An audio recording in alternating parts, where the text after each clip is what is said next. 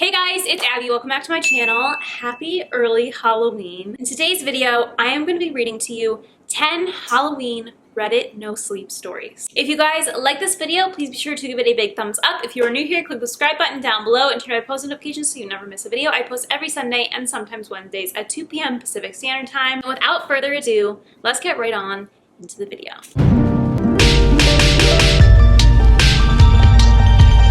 Our first story is by the user Life is Strange Me Too, and it's called When the Halloween Decorations Start Bleeding. Am I going to be charged with murder? The detective sighed and did not answer. His eyes were tired, haunted. Just help us get to the bottom of this, he said. Okay, I answered. I'll do my best. I could hear the tremor in my voice. I hadn't stopped shaking since it happened. I'd had a strong drink to settle my nerves. It hadn't worked. Let's start at the beginning, said the detective. You were having a Halloween party. Yeah, I said. We do it every year. We take turns hosting and the whole block participates. This year, it was our turn. So you're the one who set up the decorations? Yeah, I said. Oh God, that sounds bad, but it wasn't just me. It was lots of people. I was mostly just supervising. Can you get me a list of who was involved? Yeah, it was...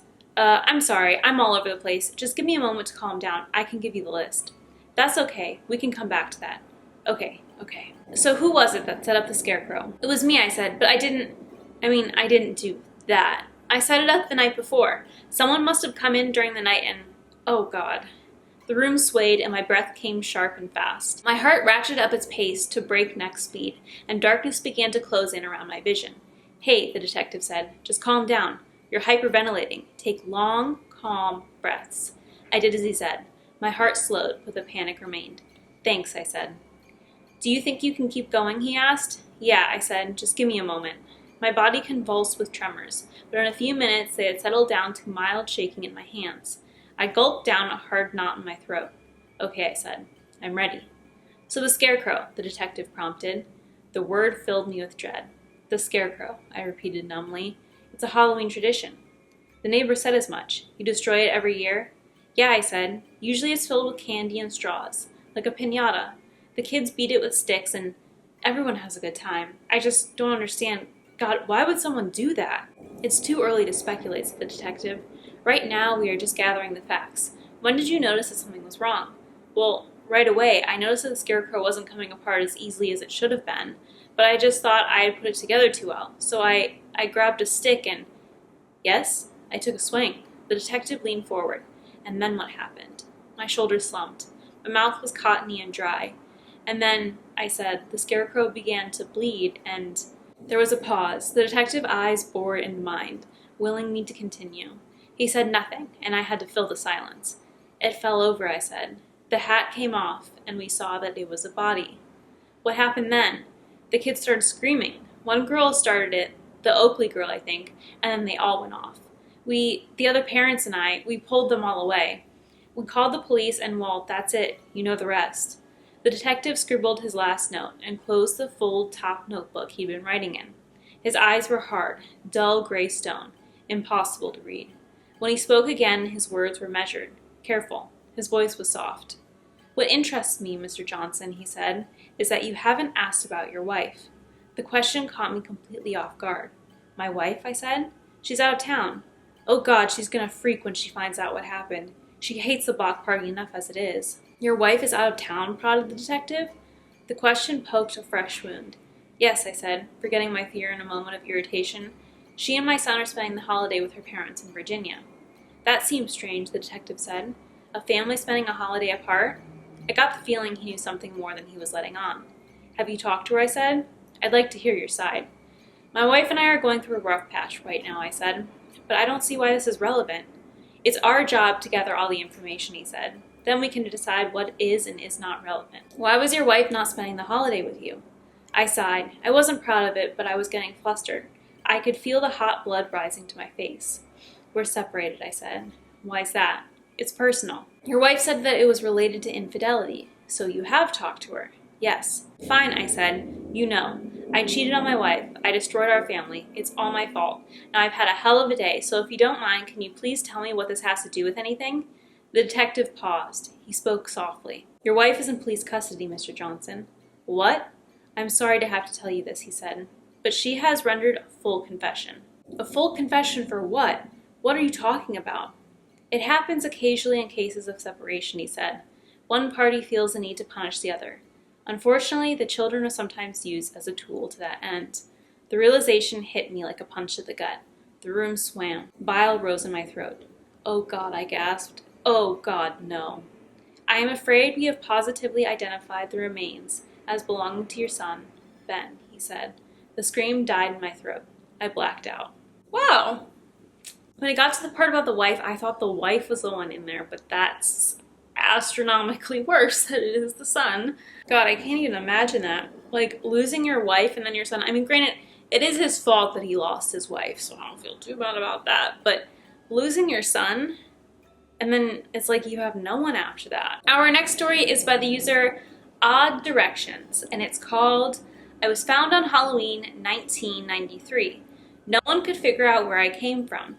This is my story." On the evening of Halloween 1933, a family on their way to Cheyenne stopped their station wagon in the middle of a desolate road after seeing a 10-year-old girl walking by herself. They had been alarmed at the sight of the kid wandering around without her parents in the middle of nowhere and wanted to give her a helping hand.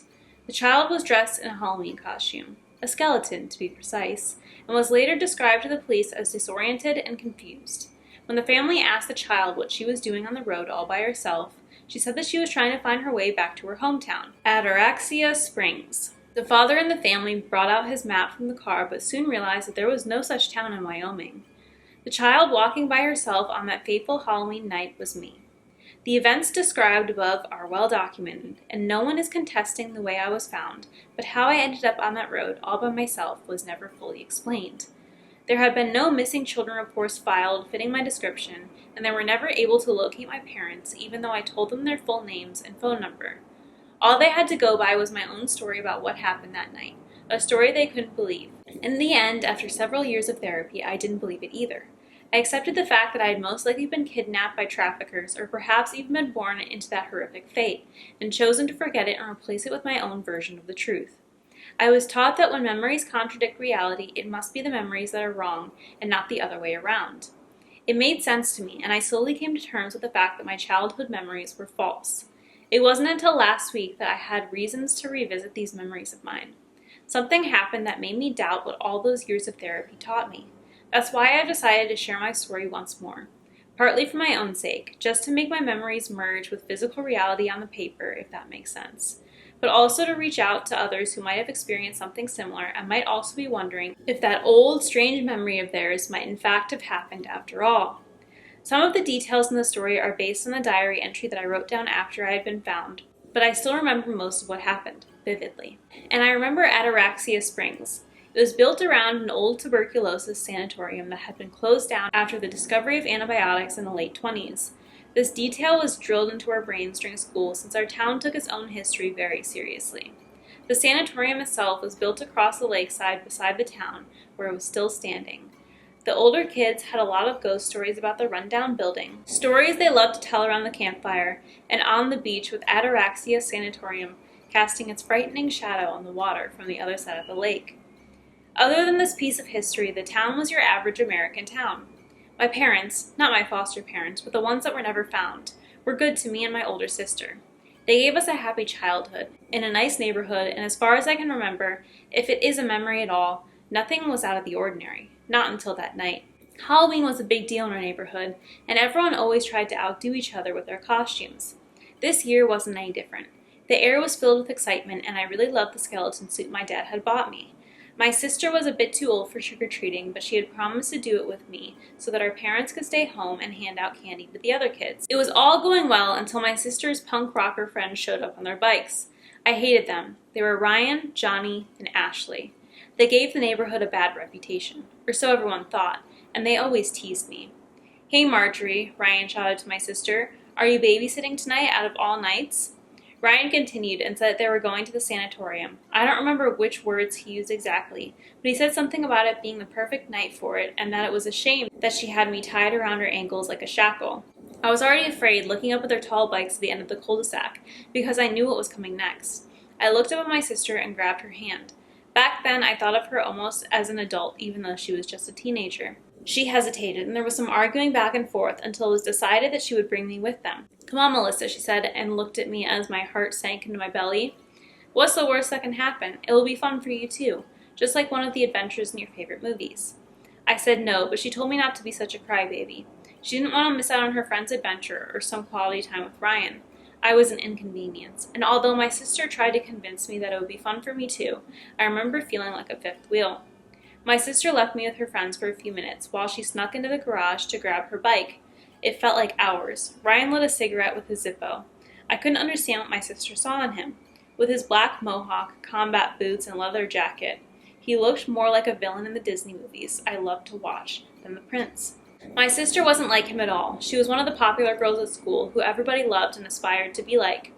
And to my mind at the time, it just didn't compute how someone as sweet as my sister could have a thing for someone like Ryan. It infuriated me.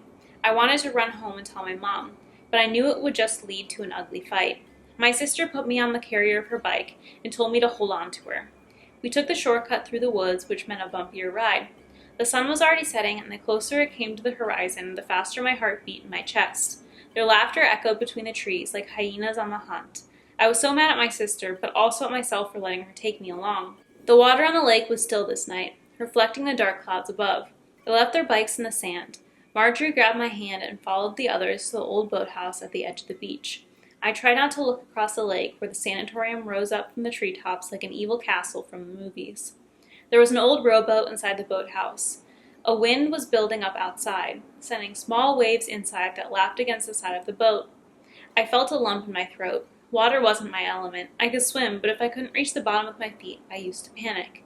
So sitting in a fragile old rowboat with a bunch of renegades didn't sit well with me. I held my sister's jacket as tight as I could in the boat.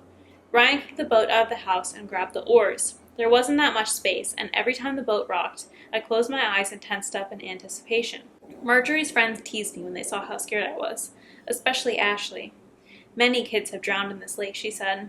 "There's something living at the bottom that feeds on little girls like you," she laughed. "Let's hope it's sleeping tonight." "Don't be mean," my sister said. "I don't believe in any of those stories." "There have been some strange things happening in this area, though," Johnny said. "My dad told me that a couple went missing around the lake like 20 years ago." I didn't want to hear about it. He sounded serious, not like he was teasing. I looked at my sister to see if she believed him, but I couldn't tell. And then Johnny continued. "They were never found." "Maybe they just decided to ditch this boring town," Ryan said with a smirk. "Sure," Johnny said, "but their disappearance isn't the strangest thing about this. While they searched for them, they found this old dude wandering in the forest who claimed he was the guy who had disappeared. He was taken in as a suspect since he was too old to be that guy. They never got any answers from him, though. He hung himself in his cell before they could question him. My dad was the one who found him, hanging from the top of the bunk." We reached the other side of the lake, just beneath the sanatorium. It smelled of old seaweed and rotten eggs. Decaying reed crunched under our feet as we stepped ashore. A couple of ducks flew away, scared by our presence. I held my sister's hand. The sky was covered in clouds, and a rumble spread among them. This was the first time any of us stepped foot on the other side of the lake, and I could see that my sister was afraid as well, even though she tried to hide it behind her exaggerated smile towards Ryan. He lit another cigarette. "Let's go," he said. "I've always been curious about this place." We followed him up an overgrown road. Something rustled in the bushes. I asked my sister what it was, hoping she would calm my nerves, but instead Ryan answered, "There are ghouls hiding in there, so don't go too close." "Don't listen to him," my sister said. "It's just birds." But I was already terrified. It wasn't just the scary noises, but the entire atmosphere around this place. It just didn't feel right. Something in the air felt off. Ordinary things came off as strangely unfamiliar. The leaves on the ground seemed too large, the trees too tall, and the sky too vicious. The courtyard was covered in gravel, but there was dead grass sprouting up from it here and there. Slowly we approached the stairs to the entrance. "Can't we go back now?" I asked my sister in a whisper. "Do we have to go inside?" The doors were locked. Ryan pulled at them as hard as he could, hoping that the old doors wouldn't stand a chance against his strength. But they wouldn't move an inch. It made me relieved. But Ryan was relentless. He insisted on trying to find another way inside. We walked around the building, struggling through the brushy terrain until we found a small rusty door at the other side. The purpose behind this door was difficult to figure out since it was almost completely inaccessible. To my great disappointment, it was open. As soon as we closed the door behind us, the thunder outside intensified in an instant, and hard rain banged on the door.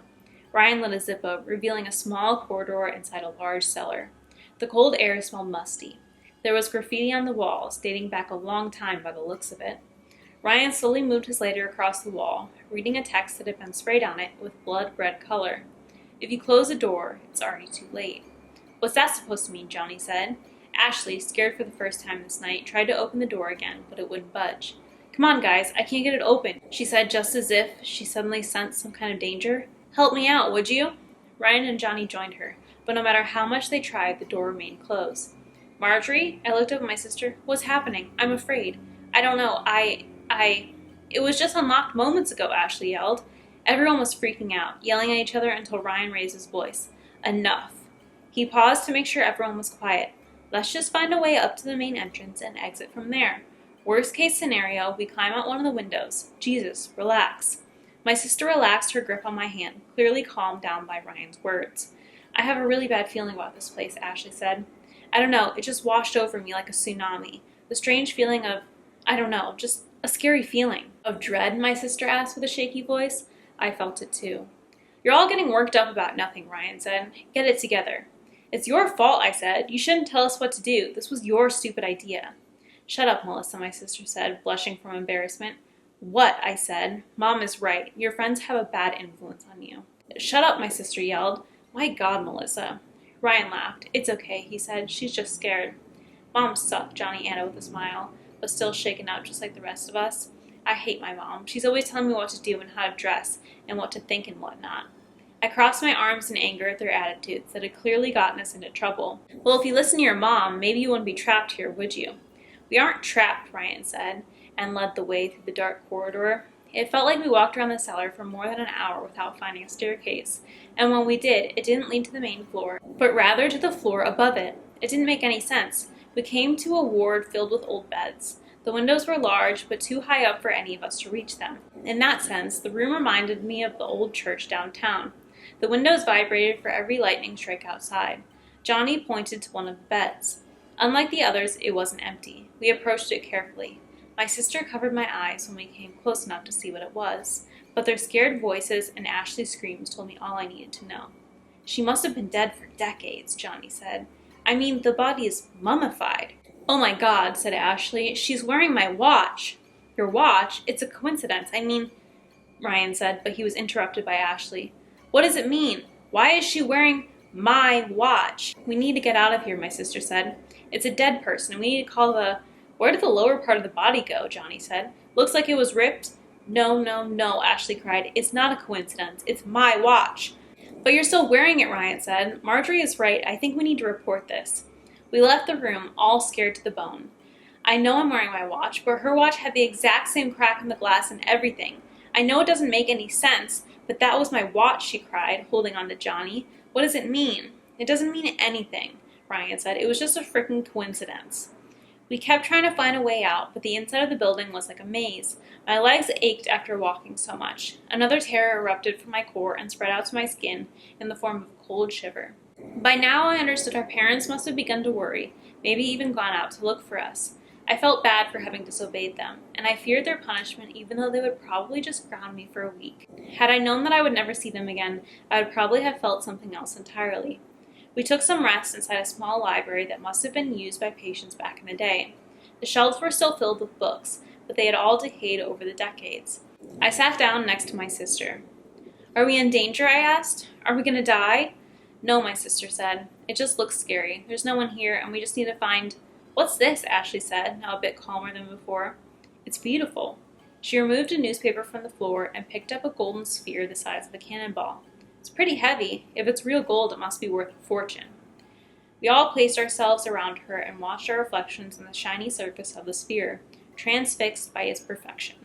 That's when we heard a crash from further up the hallway outside of the library, followed by a scraping sound, just as if something large was being dragged over the floor. I froze in fear when I heard that it was moving in our direction. What the hell is that? Johnny said. Ryan, go and check it out. Ryan hesitated, unable to decide if to be brave or listen to his instincts. He gave my sister a quick look, and she shook her head as if to tell him not to go. The most horrifying sound I ever heard came from whatever was slithering through the hallway. It sounded like an oversized pigeon, but also like the snickering from an old witch. Dude, I'm sorry, Ryan said. There's no way in hell I'm going out there. We retreated into the next room, a recreational room with a pool table.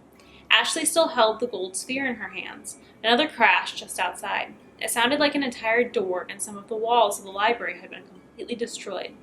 The cooing and the snickering intensified. There was an excitement behind it, the same kind of excitement you would expect from a starving hag in a fairy tale who is just about to feast on an innocent child. We were all standing behind Ryan, looking into the library. A shadow appeared on the floor, followed by an enormous gray hand with black claw-like nails. We all screamed in unison and backed up against the pool table, but there was nowhere to go from here. The hand grabbed the floorboards and dragged whatever body it was attached to closer to our room. I was so scared that my knees were shaking. The menacing cooing was so loud now that I had to put my trembling fingers in my ears. My sister repeated the prayers she so reluctantly told in church. There were tears in her eyes. Another giant hand dragging its body even closer, but still not into view outside the room. "Help me out," Ryan said. He picked up a few books from the floor and lit them on fire with his lighter. Johnny joined him. I'm sure my sister would have helped as well, but she had to take care of me. Ashley dropped the sphere and hid it behind the pool table, crying hysterically. Slowly, the monster dragged itself into view. My sister released a guttural scream. I wanted to look away, but I was paralyzed by fear. The creature faced us. It was nothing more than a giant, saggy head that pulled itself forward with its long arms that were attached to its temples. A few long strands of black hair grew on top of it, and it had a long, crooked nose above its terrifying mouth. It was enough to make it the most dreadful thing I've ever seen, but what made it even worse were its eyes, two enormous, expressionless golden spheres. We could see our own reflections in them.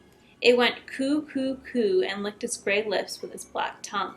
It was just about to stick its arms inside the doorframe and rip it apart when Ryan and Johnny began throwing the burning books at it. It backed away, screaming like an oversized infant. "Come on," Ryan called out. "Let's go."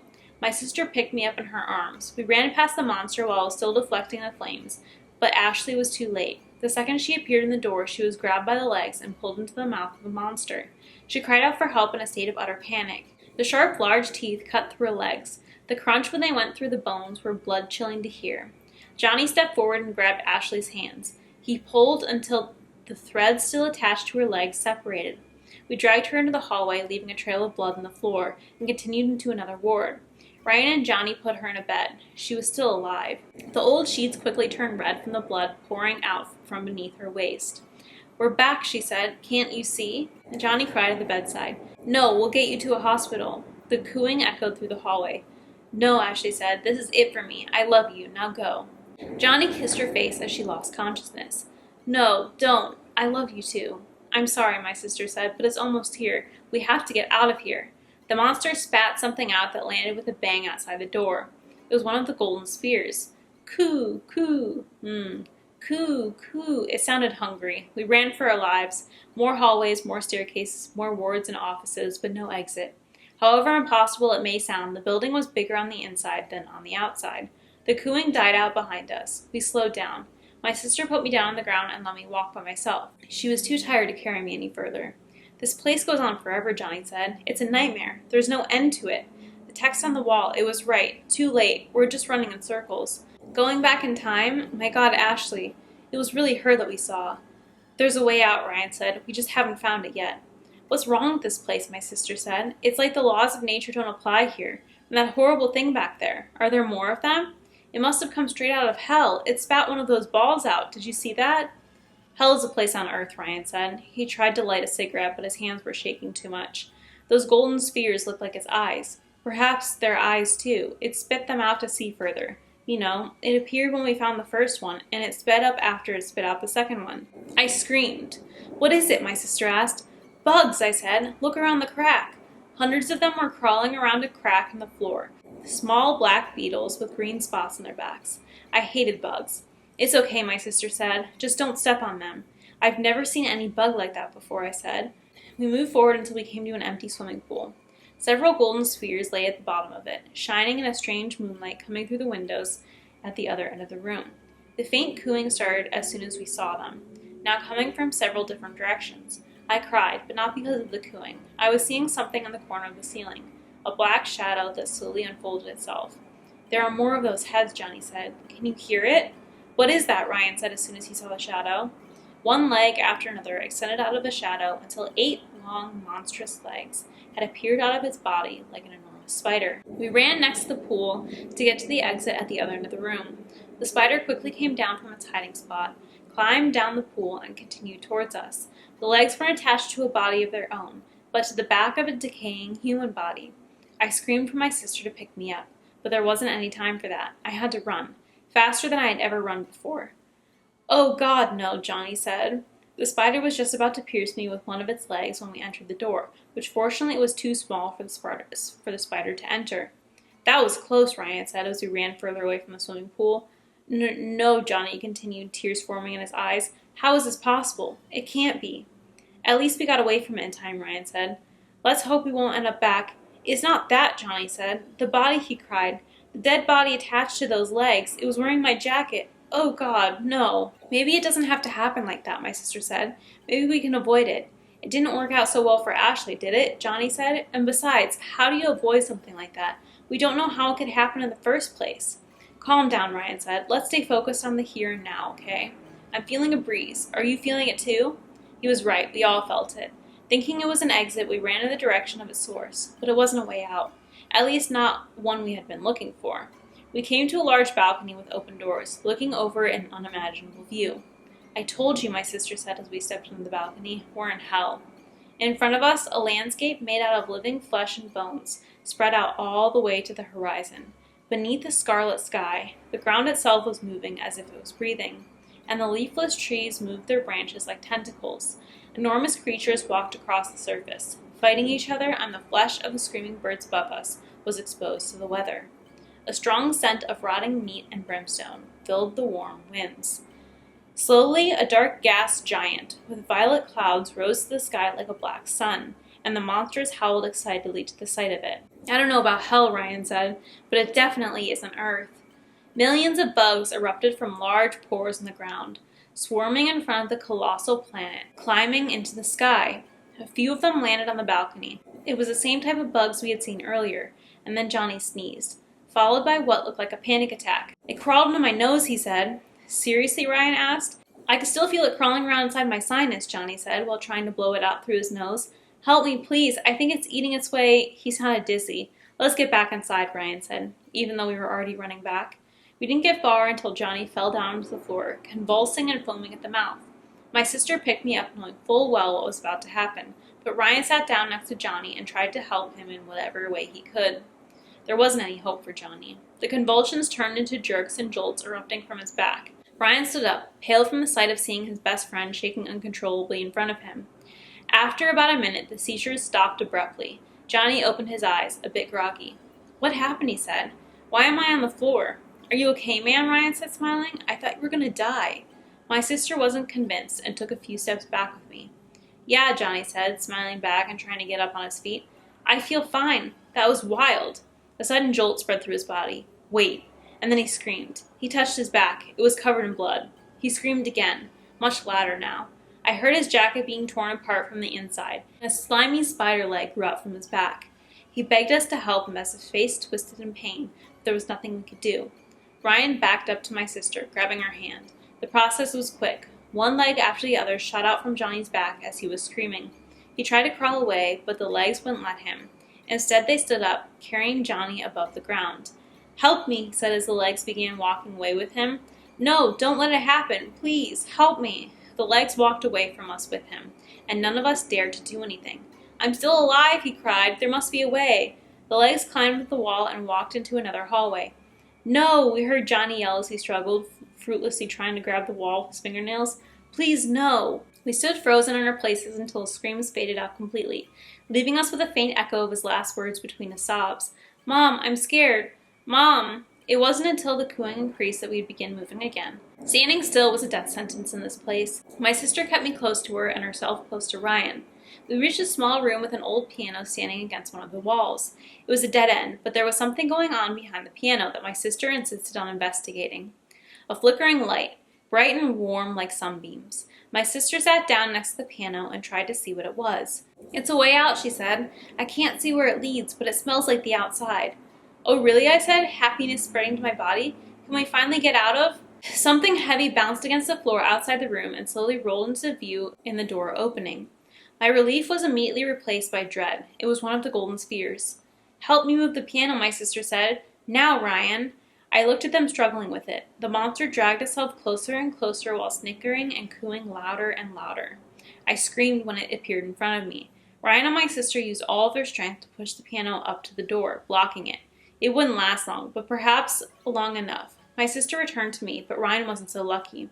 The monster reached above the piano with his long arm and grabbed him. He didn't have much time to speak, and he knew it. He picked his words carefully. Perhaps he hadn't said them before. "I love you, Marjorie." I looked up at my sister and her trembling lips in an attempt to avoid the sight of him being pulled out into the hallway and eaten, but I could still hear it, louder and louder. The hole in the wall wasn't so much a hole as an unstable rift in reality.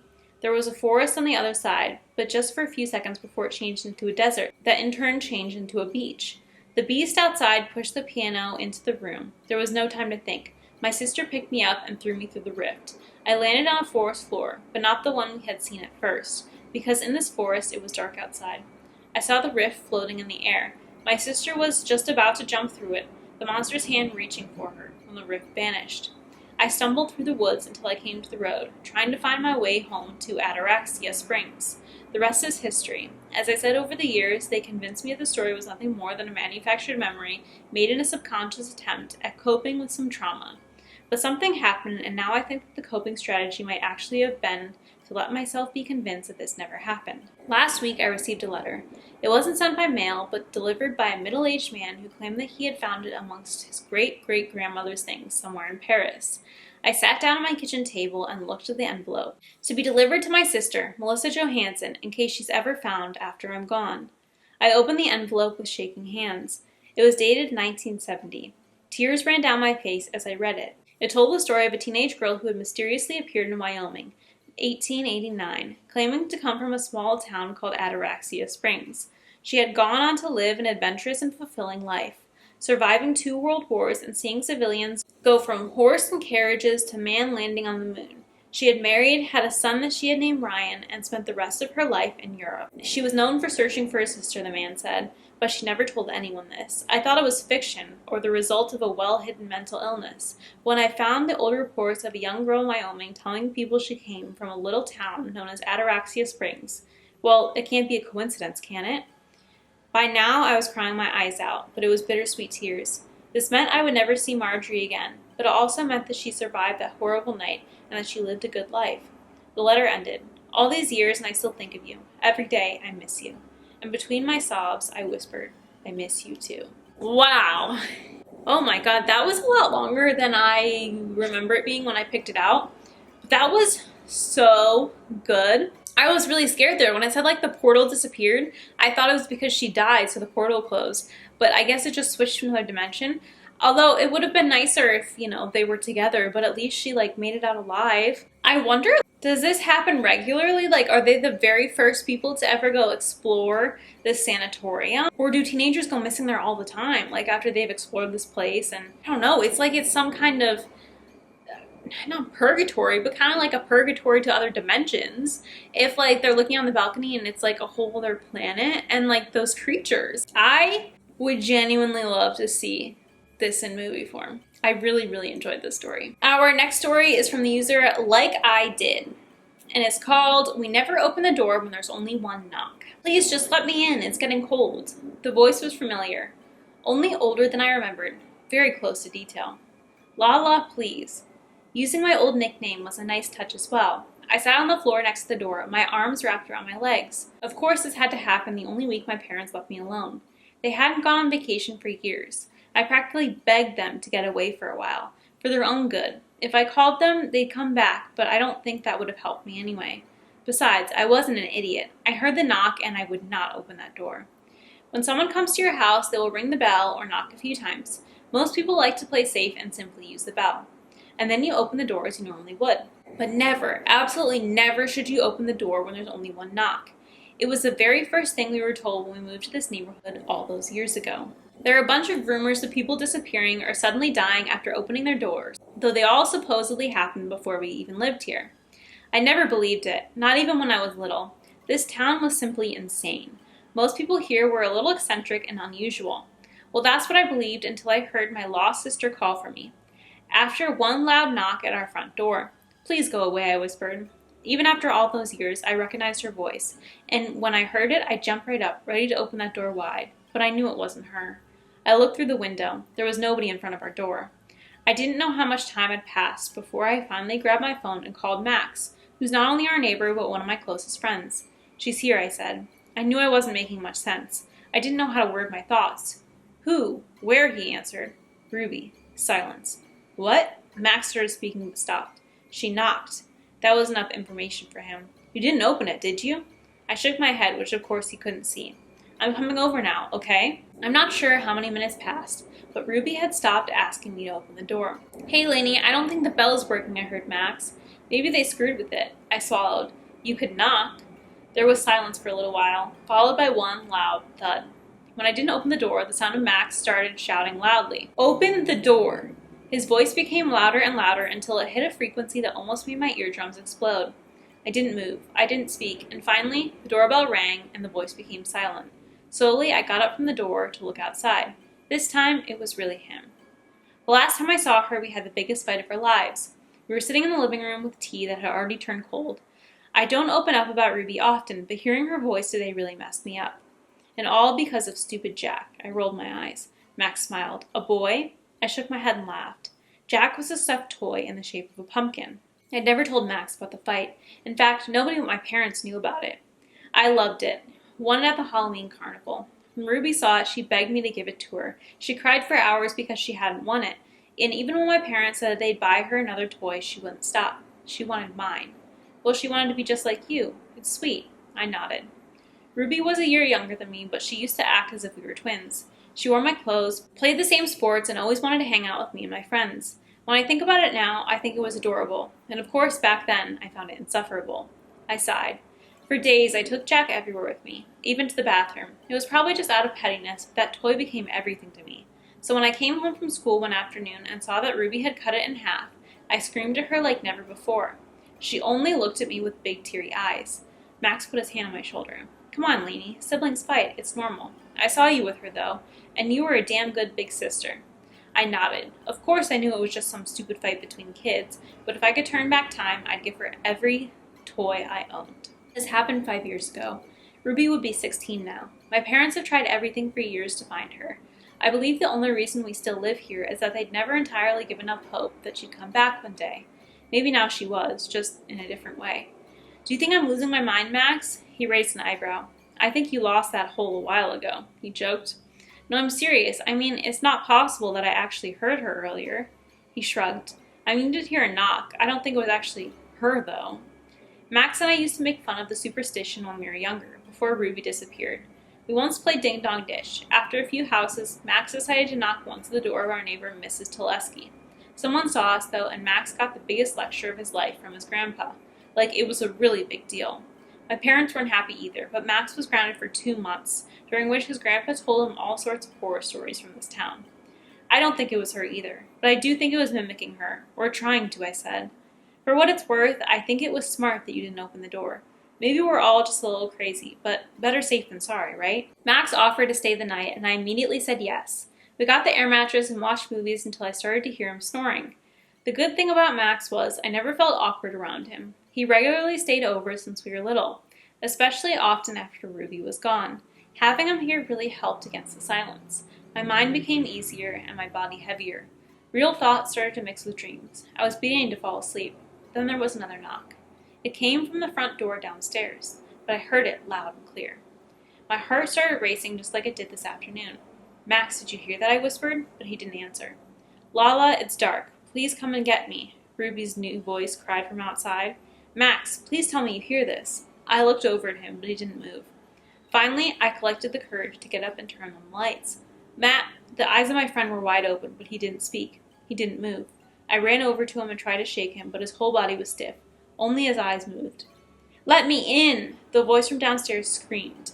I didn't know what to do anymore. Max was clearly awake, but it seemed as something was holding him back, almost like he was having sleep paralysis, but with his eyes open. "They're pulling me away, Lala. Please help me." I didn't know what happened then, but I immediately jumped and ran downstairs. Maybe some kind of instinct kicked in. Maybe it was her. Maybe I could pull her back inside. But if this was really Ruby, was she also the one doing this to Max? My hands touched the cold door handle, moving almost as if I was in a trance. I have Jack. They fixed him, Lala. We don't need to fight anymore. The words pierced through my body and woke something up inside me. I stepped away from the door, walking back upstairs, passing by my room, was where Max was still lying still. But I didn't stop. I walked to the next room, Ruby's old bedroom. Everything looked just the way it did when she was still here. My parents could never change it. Everything was still the same, and Jack was still placed on her bed where I put it 5 years ago after I'd sewn it back together. They almost got me.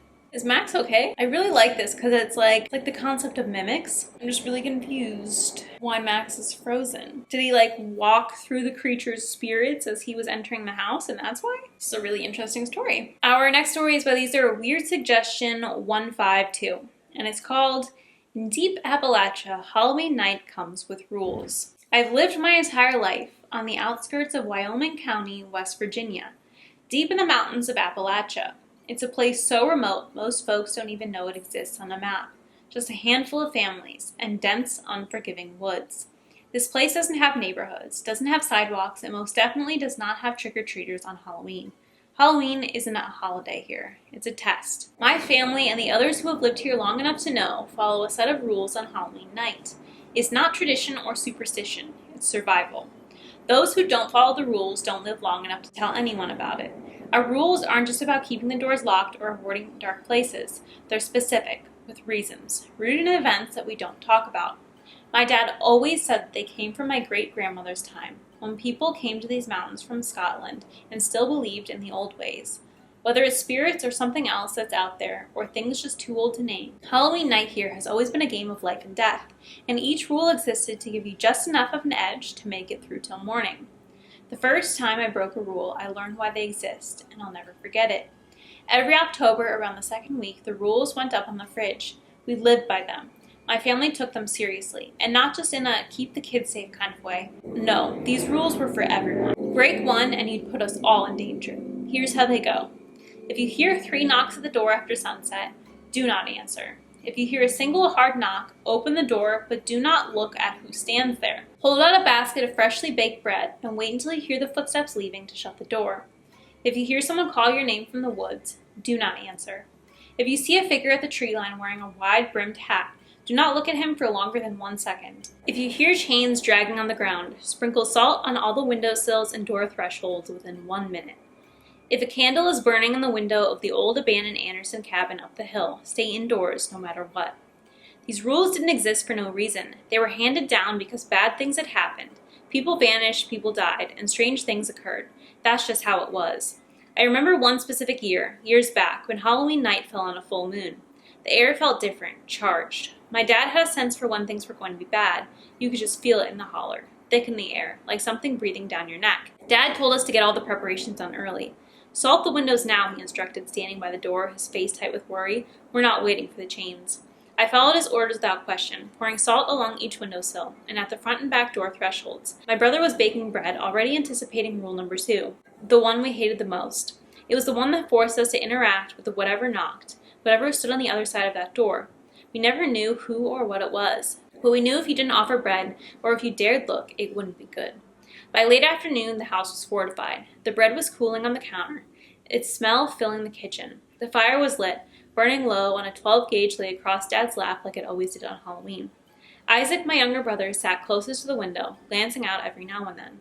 We had about 3 hours before sunset. The rules were clear. Everything bad happened after dark. But the waiting was the worst part. The longer we sat there, the more anxious we became. Did we use enough salt this year? Isaac asked quietly. Dad didn't answer. He just stared into the fire, gripping the gun tighter. That was answer enough. The first knock came just after dark, a single knock, slow and deliberate. Isaac and I froze, staring at the door. Dad stood up, motioning for us to stay back and be quiet. I swallowed hard, heart pounding on my chest. It was time to follow Rule 2. Without a word, Dad picked up the basket of bread from the counter, freshly baked, still warm. He walked to the door, resting his hand on the knob. Remember, he said, his voice low and steady, don't look. He opened the door just wide enough to slip the basket through the crack. His eyes focused on the floor. The warm smell of bread wafted out, and I could hear faint shuffling on the porch. Whoever or what it was out there. I saw a flicker of movement from the corner of my eye and a shadow stretching across the porch, but I didn't dare look. Dad held the basket out, his hand shaking slightly. For a few heartbeats, there was no sound, no movement, and then footsteps. Slow, heavy footsteps retreating from the porch. He waited until they faded completely, then shut the door quietly, locking it tight. Isaac let out a breath. Why don't we just leave the bread out early? Why do we have to wait for the knock? Dad's face was pale. His eyes were hard. We have to wait for the knock, and if we don't answer the knock, it'll come in. We thought it was over. We had followed Rule 2 to the letter, and for a moment it seemed like things were quiet. But here, nothing stays quiet for long on Halloween. Isaac was the first to notice him. He was standing at the edge of the woods, just where the trees met the clearing. He was tall and thin, a wide-brimmed hat casting his face in the shadows. He didn't move, didn't make a sound, but he was there, watching. Isaac gasped, pointing. "It's him," he whispered, his voice trembling. Dad didn't need to ask who. He knew. We all did. The man in the hat. "Don't look at him," Dad snapped. Not for more than a second. I glanced, just enough to confirm he was there. A tall, dark figure almost blending into the shadows of the trees, but distinct enough to make my blood run cold. I looked away quickly, heart hammering in my chest. We got away from the doors and windows of the house, and sat huddled in the living room, the fire our only light. Outside, the man in the hat stood at the tree line, unmoving as night crept on. It wasn't until after midnight that we heard the chains. At first, it was a faint metallic clinking that seemed distant, almost like it could have been the wind. But it grew louder, closer, until it was unmistakable. The sound of chains being dragged across the rocky ground outside. Isaac's face turned pale. He shot me a look, wide-eyed and terrified. "The salt," he whispered. Dad nodded grimly. "Go check." I got up, slowly, trying to control the tremor in my legs. I circled the house, inspecting every window and door frame. The salt lines were intact. Nothing had disturbed them. The chains continued to scrape outside, dragging closer and closer, but we didn't dare open the door. We didn't dare look. We stayed inside, sitting together in the flickering light of the fire, listening to the sound of the chains until the first light of dawn broke through the windows. We had made it through the night. The man in the hat was gone, the chains had stopped, but as the morning light seeped through the shutters, I glanced toward the old Anderson cabin up the hill, and there it was, a single candle still burning in the window. The rules are clear. When the candle burns in the Anderson cabin, you stay inside. No exceptions, no excuses. Even with the sun beginning to shine and the birds beginning to chirp, the sight of that candle filled me with a primal fear. We have to wait until the candle goes out before we can go outside, before the night is truly over. And that's how it goes here. The rules aren't just here to be followed. They're here to keep you alive. And if you're smart, you don't ask questions. Sometimes it's better not to know. Halloween here had always been terrifying, but last year was different. It wasn't just the usual unease or the normal anxiety that came with the setting sun. It almost felt like the rules weren't enough anymore. My dad was getting older, his movements slower, his hands a little less steady. We all knew it, but no one said anything. We just followed the rules like always, hoping that would be enough. We spent the day in preparation, salting the windows, baking the bread, the usual. Isaac and I were jittery, pacing around, double-checking everything. With my dad getting older, we felt a greater pressure to take it upon ourselves to prepare. The sky darkened faster than usual. Clouds rolling in from the west, blotting out the last rays of the sun. By the time dusk fell, the fire was burning low, and the house sat in darkness. Dad sat in his usual spot by the door, the shotgun across his lap. The basket of bread fresh out of the oven sat next to him. We all waited, our hearts pounding in the silence. I kept glancing at the windows, expecting to see the figure in the hat or hear the drag of chains. And then it came, a single knock, loud and deliberate. Dad stood up, just like every other year. "Stay put," he muttered, picking up the basket with his trembling hands. His face was pale, but his voice was steady. Isaac and I exchanged a nervous glance as Dad approached the door. As always, I stared at the floor, focusing on the sound of the crackling fire, and trying to block out the sense of the dread that had settled in my gut. He opened the door a crack, just enough to push the basket through without seeing whatever waited on the other side. But this time, something went wrong. As Dad leaned forward, he knocked the basket against the doorframe and lost his grip. The bread tumbled out, scattering across the porch. Sudden movement, then noise. Without thinking, I looked up. I looked at it, and I saw it. It wasn't a man, it wasn't anything I could name. It stood hunched over, far too tall to be human. Its limbs were unnaturally long, its skin pale and stretched tight over the bones that jutted out at odd angles. Its face was sunken, like a skull with pale white skin pulled tight over it. And its eyes were wild and wide, too wide, like it didn't have any eyelids. Its mouth opened unnaturally wide, a black gaping hole that emitted a horrible deafening wail. It was a sound I had never heard before, like metal scraping against stone, but worse. It drilled into my skull, making my ears ring and my vision blur. Before I could react, before I could even scream, the thing lunged. Its bony hand shot out, grabbing my dad by the collar. In one terrifyingly quick motion, it yanked him off the porch, dragging him towards the woods. The sound of his body scraping against the ground, his muffled cries, and the creature's horrible wail all blurred together into a scene of pure terror. Isaac screamed first. I was frozen, my mind unable to comprehend what had just happened, but Isaac's scream jolted me back to reality. "Dad!" Isaac yelled, bolting for the door. I followed, my legs shaking and my heart pounding so hard it felt like it would burst out of my chest. We ran out into the cold night air, towards the edge of the woods where we could still hear Dad's faint cries. But before we could take more than a few steps, I saw it. The candle. A single flickering light in the window of the old Anderson cabin. My blood ran cold. We had come outside when the candle was burning. I grabbed Isaac's arm, pulling him to a stop. "Wait," I whispered, my voice shaking. The cabin. As if on cue, the door of the cabin suddenly flew open with a loud crash, as if something unseen was about to come storming out. Something angry. Something that should not have been awakened. "We have to go," I shouted, dragging Isaac back toward our house. We scrambled inside, slamming the door shut behind us.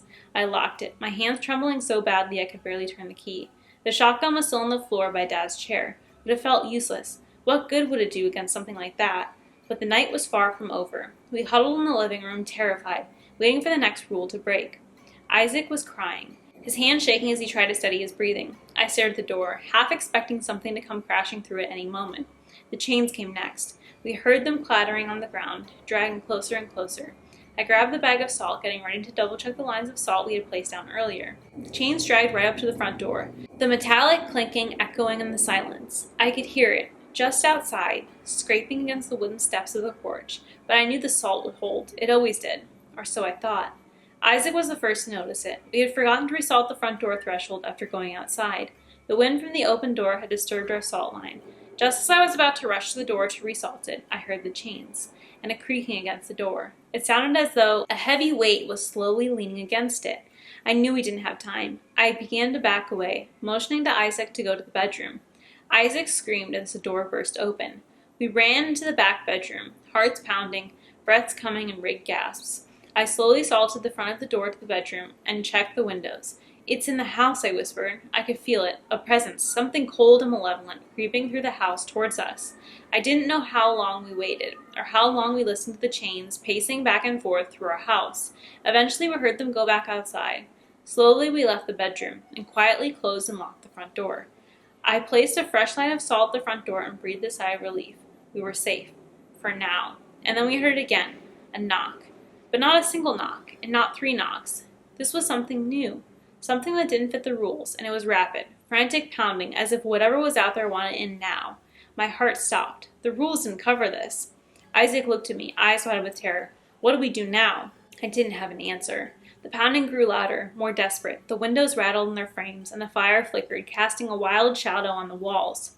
Whatever was out there was angry, angrier than anything I had ever felt before.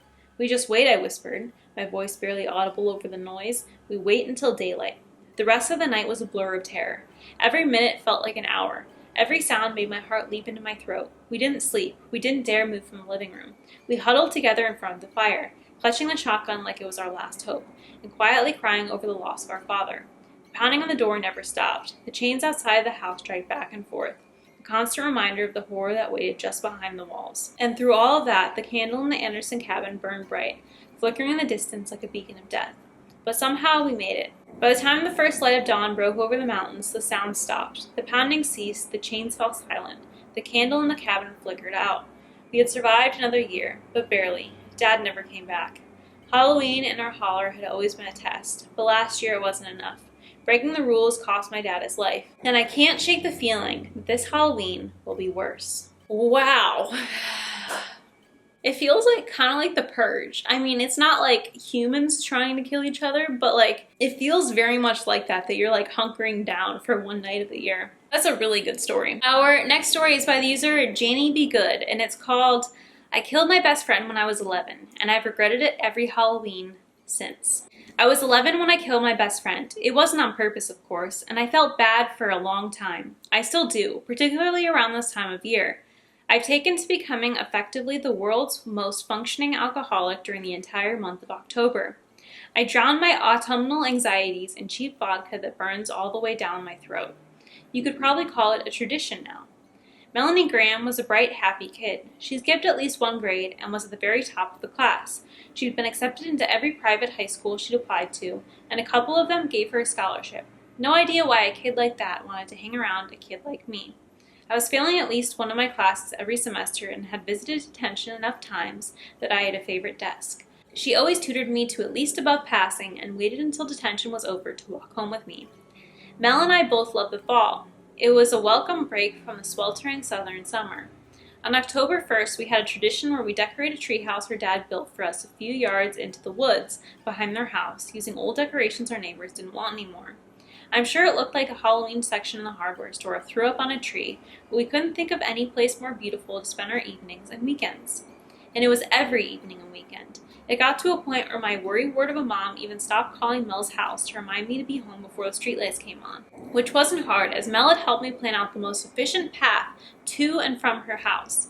I biked to Mel's house a few blocks over in the morning, left my bike there, and then walked with Mel to school. She didn't have a bike and hated sitting on the handlebars, so it took a little longer than just riding over, but that was the compromise I'd readily made.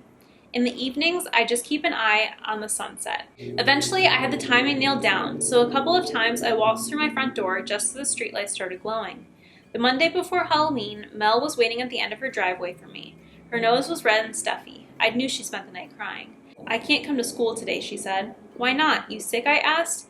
"No, my Auntie Ginger, the one who was down in New Orleans, it was all she got out before she broke down into sobs." I remembered Auntie Ginger. She was a weird aunt. The one that had left every conversation with the other wondering how much acid she took in the 70s. That aunt. Mel was crazy about her, though. Mel loved her weird aunt, and had a little shelf dedicated to all of the weird things she had given Mel on her visits. "Is she dead?" I blurted. "No, but she's real sick," she said. She wiped her tears away. "We're flying down today to see her, so I won't be at school." "Well, how long will you be gone?" "Dad says probably a week. We'll come back on Sunday, though, even if Aunt Ginger doesn't, He doesn't want me and the twins to miss too much school." The twins were her brothers, Michael and Martin. They were in kindergarten. "So you're going to miss Halloween?" I said. I tried to hide my hurt. Halloween that year was on a Saturday, which meant extra time to finish our costumes, and staying up as late as we wanted. "I guess so. I'm sorry," she said. When I didn't respond, she said, "Can you get the assignments from Mrs. Key for me?" "Sure," I said, dejected, and left her without even saying goodbye. I never handled disappointment well, and while I understood why she had to go, I didn't want to spend my favorite holiday alone, especially since we had spent weeks planning the day down to the quarter hour. That week went by very, very slowly. I'd never had to go to school alone before. We spent so much time together that when one of us got sick, the other caught it too, so we both stayed home from school. I had no one to eat with at lunch or hang out with at recess. Sure, there were other kids, but I felt on the periphery. I was lonely. The only class that I bothered to pay attention to was science. We were doing a chapter on butterflies all week. The teacher even brought in a bunch of dead ones that were pinned to a piece of styrofoam. On Friday, she pulled in the big box television that usually meant the teacher was going to put on a movie and do something else. I always used it as a surprise nap time while Mel took notes, but I didn't have that this class, so I paid attention. The movie was pretty boring. The names of the species kept tripping me up. I'm pretty sure I spelled most of them wrong. I did find something interesting, though, was the idea of puddling. Butterflies need food, but for whatever reason it's hard to come by. They land in something moist to draw nutrients and water from it. So it can be mud or sitting pool water or even blood. The blood thing stuck with me. The following class was art, and Mr. Gardner didn't seem to appreciate my oil pastel picture. I'd made a scene of a kaleidoscope of butterflies, a phrase courtesy of the previous class. Drinking the blood of some poor slain creature, and I got a detention in the last class of the day on Friday. I was the only kid in detention that day, so I guess the teacher took pity on me and sent me home after only half the usual time. I gave her a quick thanks, picked up my stuff, and got out of the classroom as fast as I could. I'm sure if I had been paying attention, I wouldn't have tripped over the pair of skinny legs that were sticking out of the middle of the hallway. I fell hard on my hands and knees. "I'm so sorry," Mel said, helping me up. "I wanted to surprise you." I immediately forgot any sadness or anger I felt towards her, and hugged her as if she was going to fly away again. I hadn't realized that I had actually missed her that much until I saw her. Lonely and bored, sure, but actually legitimately missing her? It was a new concept. We walked my bike home that day. It took the whole walk to catch Mel up on what had happened at school, who was going to the rich neighborhood for trick-or-treating, who was going to go out with who, and what two girls got mad at each other because they learned that they had gotten the same costume. Mel seemed distracted, which reminded me about why she had gone in the first place. Oh, did your aunt die? She asked. I was kind of astounded. Just a few days ago, Mel couldn't keep herself together enough to talk about it. Yeah, are you okay? I said. Yep, here she is, she said, pulling out a large locket from under her shirt. You mean she's in there? I said, disgusted.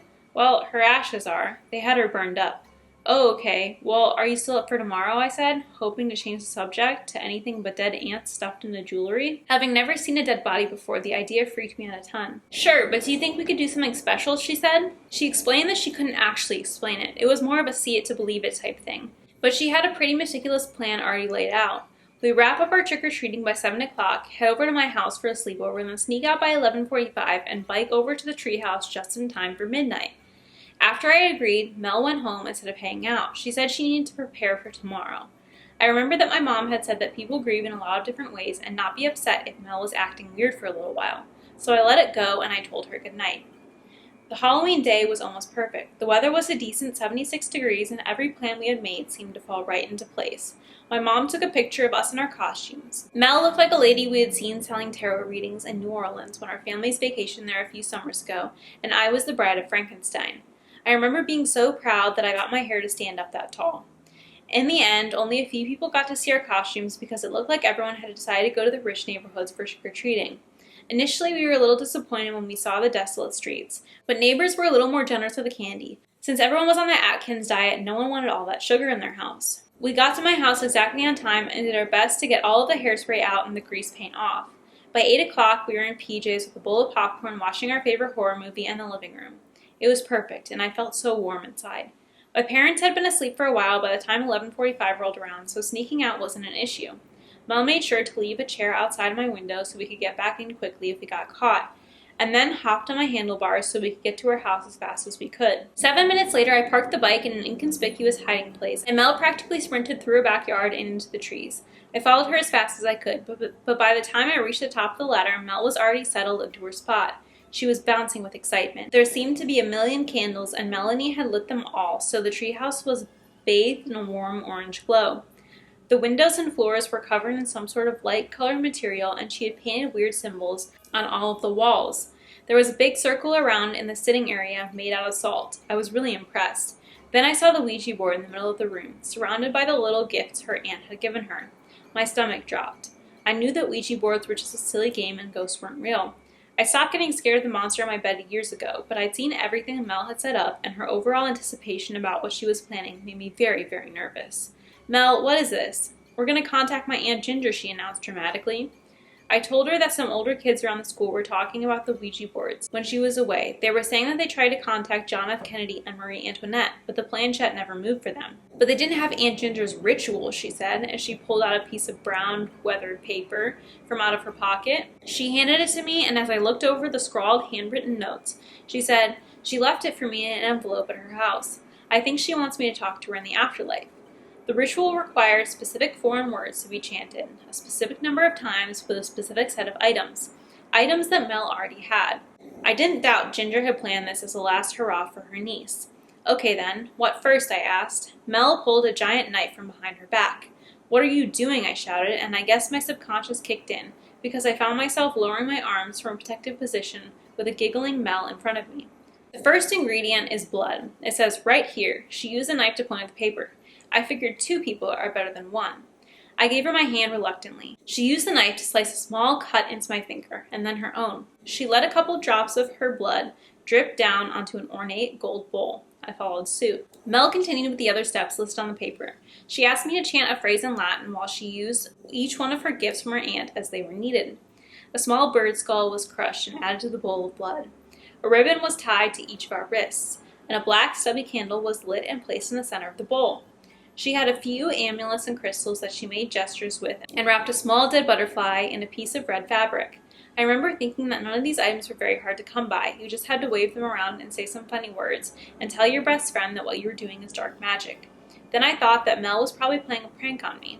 No way was any of this going to work, but she just wanted to scare me on Halloween night. I was angry, and every moment she continued on with this, I was getting angrier. I didn't know what else to do, so I just stopped chanting. What are you doing? Mel said. This prank isn't very nice, Mel, I said, untying the ribbon from my wrists. No, it's not a prank, I swear, she screamed at me, but I'd had enough. I'm going home. I don't want to do this anymore. I stood up. Please, Corrine, please don't. Let me finish first. Don't, she pleaded, but it was too late. I wish I had just listened to her. I wish I had just sat back down and let her do whatever she wanted to do, even if it had been a dumb prank. But I didn't. I went to step out of the circle, but my foot disturbed the salt and separated the line. Mel screamed. I looked back at her and saw that she had her head and arms thrown back, mouth wide open. Her muscles strained, and I could see the blue veins crawling up her throat. The planchette on the Ouija board moved. Mel spoke as it pointed to each letter. H-E-L-L-O, she said. The voice that came from her mouth did not belong to her. It sounded like gravel, like deep, deep darkness. Are you okay? I stammered. The voice laughed, and Mel brought her head down to look at me.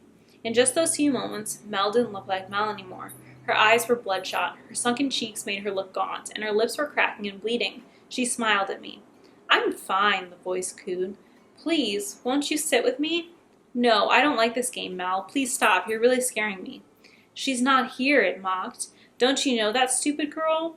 The treehouse erupted in loud bangs. They seemed to be coming from everywhere. Like 100 people were banging their fists against the walls. I covered my ears and cowered. Then it stopped. The thing wearing Mel's body laughed at me as it twitched and spasmed. Where is she? Was the only thing I could think to say. I understood this wasn't a prank anymore. It opened its mouth and screamed. The scream of a terrified 11-year-old girl escaped. The planchette shattered on the board, spelling out, "Help me," over and over again. Help me, help me, help me, help me, the thing said, and barked out a laugh. I ran to the trapdoor and pulled it open, only to have it wrenched out of my grasp by some unseen force. It was pulled so hard and suddenly that I didn't have time to let go, and fell face first into the corner of a windowsill, cutting my forehead open. I made myself get to my feet and look at it. Warm blood was running down the side of my face, but I was too scared to turn my back to it. It never blinked, but it twisted Mel's face into an awful smile. You provided me with the body and the gift of a soul. Its breath was heavy. I want to thank you. Properly. It gestured to the spot where I had inadvertently broken the salt circle. Please, come back inside, it said. The planchette flew to the no on the Ouija board, but the thing didn't notice or didn't care. Its glassy black eyes were trained on me. No, I don't want to. I want you to bring Mel back, I demanded, or I'll leave. You wouldn't leave such a sweet, tender soul alone with me, would you? The planchette spelled out, leave. The trap door flew open. The resounding bang made me jump out, but I turned my head and started towards it. I'll hurt her, or I'll eat her. The innocent ones are always so tender. I could even ruin her soul, make it dark, make it spiteful and gutless, like you. It should have been you, you know. The phrase should have been you struck me, and I stopped. It was right. I should be the one whose soul was lost, not Mel's. It should have been you, came the soft, sweet voice of Mel from behind me. I turned and saw her on her hands and knees, no pale, sunken skin or black eyes. She looked so sad and helpless. I'd never seen her like that before. It broke my heart. Please, I can't go back. It should have been you. She held her hand out to me. Come in the circle. Save me. I couldn't let her go back. I needed to help my best friend. I put my hand out and cautiously reached for hers.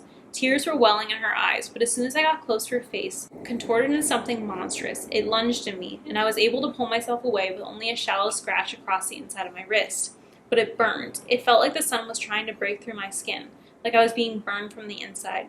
The monster crawled towards me. It didn't look like Mel anymore. It was pale, pink humanoid figure. Its emaciated body should have been weak, but the muscles beneath the skin were lithe and strong. There was no competition between me and it. If it wanted me, it was going to take me, no matter how hard I fought it. I backed up, but there wasn't far to go on the small space, and my back quickly hit the wall. It stood and got very close, and I could feel the heat coming from inside its throat. It grabbed my face and used a sticky tongue to lick the blood on my face. It held my face near its mouth and opened it too wide for it to be natural. 1,000 pain screams came from inside. My hands searched around blindly for anything at all. The first thing I touched was a candle in a glass vase. I grabbed it and smashed it against the monster's head and ducked away into the salt circle, quickly closing it. To my horror, it had reverted back to Mel's visage. My friend's head was split open and I could see bone. Blood poured over half of her face. It roared at me. I looked down. The planchette on the board was moving so fast I could barely read it. Burn it down. It meant the treehouse. The monster kept going back and forth between the pale figure and Mel as it stalked around the salt circle. I realized that I wasn't the one bound by the salt circle. It was. I knew what I had to do, and I knew what it meant. The planchette moved to the word goodbye.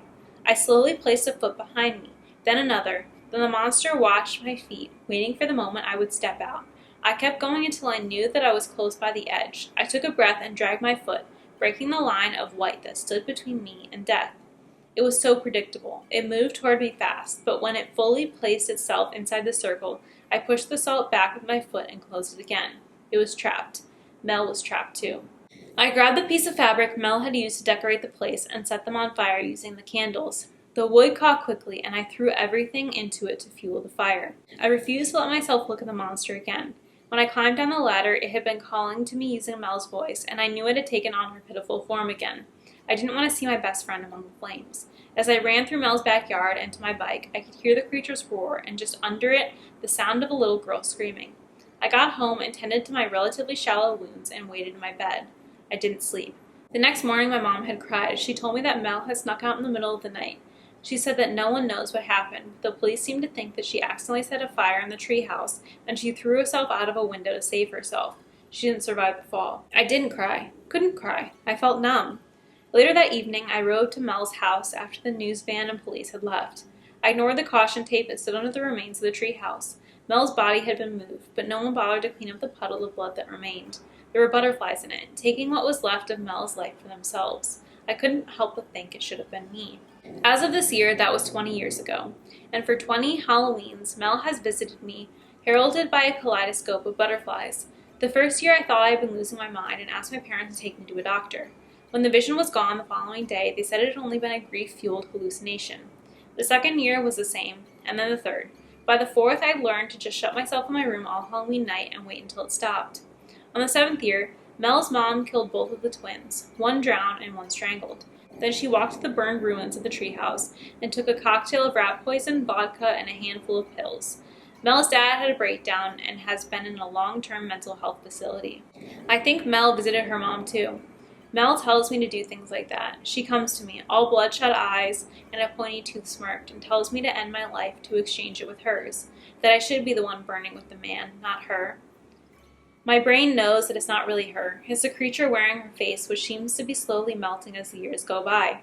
My heart, on the other hand, can't seem to let go of the guilt of leaving her to die in that treehouse. I've consulted several characters in an attempt to understand what happened that night. They vary in degrees of reliability, but they all have pretty much come to the same conclusion. Mel would never have been able to leave that treehouse alive.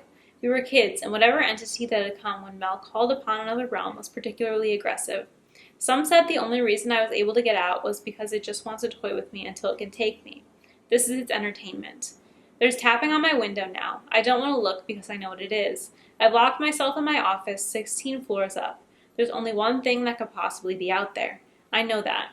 Eventually, either curiosity or some sort of twisted nostalgia will make me look over to her, and she'll have her face pressed against the glass with that evil, awful smile stuck to her face. She'll whisper to me as butterflies ram themselves against the window and fall to the ground dead. I hope that I make it another 30 years, but I'll probably tire of this game faster than it does. No matter what happens, I know where I'll be when I die. I'll be with the creature that took my friend, burning from the inside out. Wow. Okay. I really enjoyed that one. Wow. I don't even know what to say to that. That's really good. I'm like, let me gather my thoughts here. That one from this like adorable best friend story and they're gonna have such a fun Halloween to, yeah. I wonder, because I know it says that she consulted people and they don't think that she ever would have like lived. But I wonder if that's just like assuming that the main character, Corinne, had still gotten up and tried to leave. I wonder if the salt circle hadn't been broken and she hadn't like interrupted the ritual, if everything would have gone fine. And if not, then I wonder why the aunt would have even given her that spell. I mean, to be honest, I don't know why we're giving children spells to begin with to like raise the dead, but crazy. I really, really like this one. Our next story is by the user Mr. Outlaw and is called A Trick-or-Treater Has Been Coming to My House Every Night. It's not Halloween yet. I want to start out by saying that I don't know what this thing is. All I know is that I don't want it around me, and I can guarantee you that you wouldn't either. Regarding a brief background, I bought my house recently. Nothing special, just a medium-sized place located in a relatively safe suburb. I have a girlfriend, Laura, but she doesn't live with me for personal reasons. At the moment, I'm here by myself. I'm painting the situation because this is the kind of place where kids would go trick-or-treating. Not some decrepit apartment building, not some house in the middle of nowhere, right here in suburban America. The first time that it came was 4 days ago at around 9 p.m. I was sitting in my office working on a document when I heard a knock at my door and that characteristic little kid voice saying, "Trick or treat." Not some weird demonic tone, it sounded exactly like a regular upbeat kid. I brushed it off as some fun-raising thing and decided not to open the door. I was extremely busy after all. Out of curiosity, I peeked out my window, watching as the kid, dressed up in some kind of a Grim Reaper costume, walked down the street. Off the bat, there were two weird things about this. First of all, there were no adults with him. I didn't get a look at his face, but there was no way he was older than 5. Second of all, he didn't knock on any other doors. I watched as he walked past every other house until disappearing at a turn.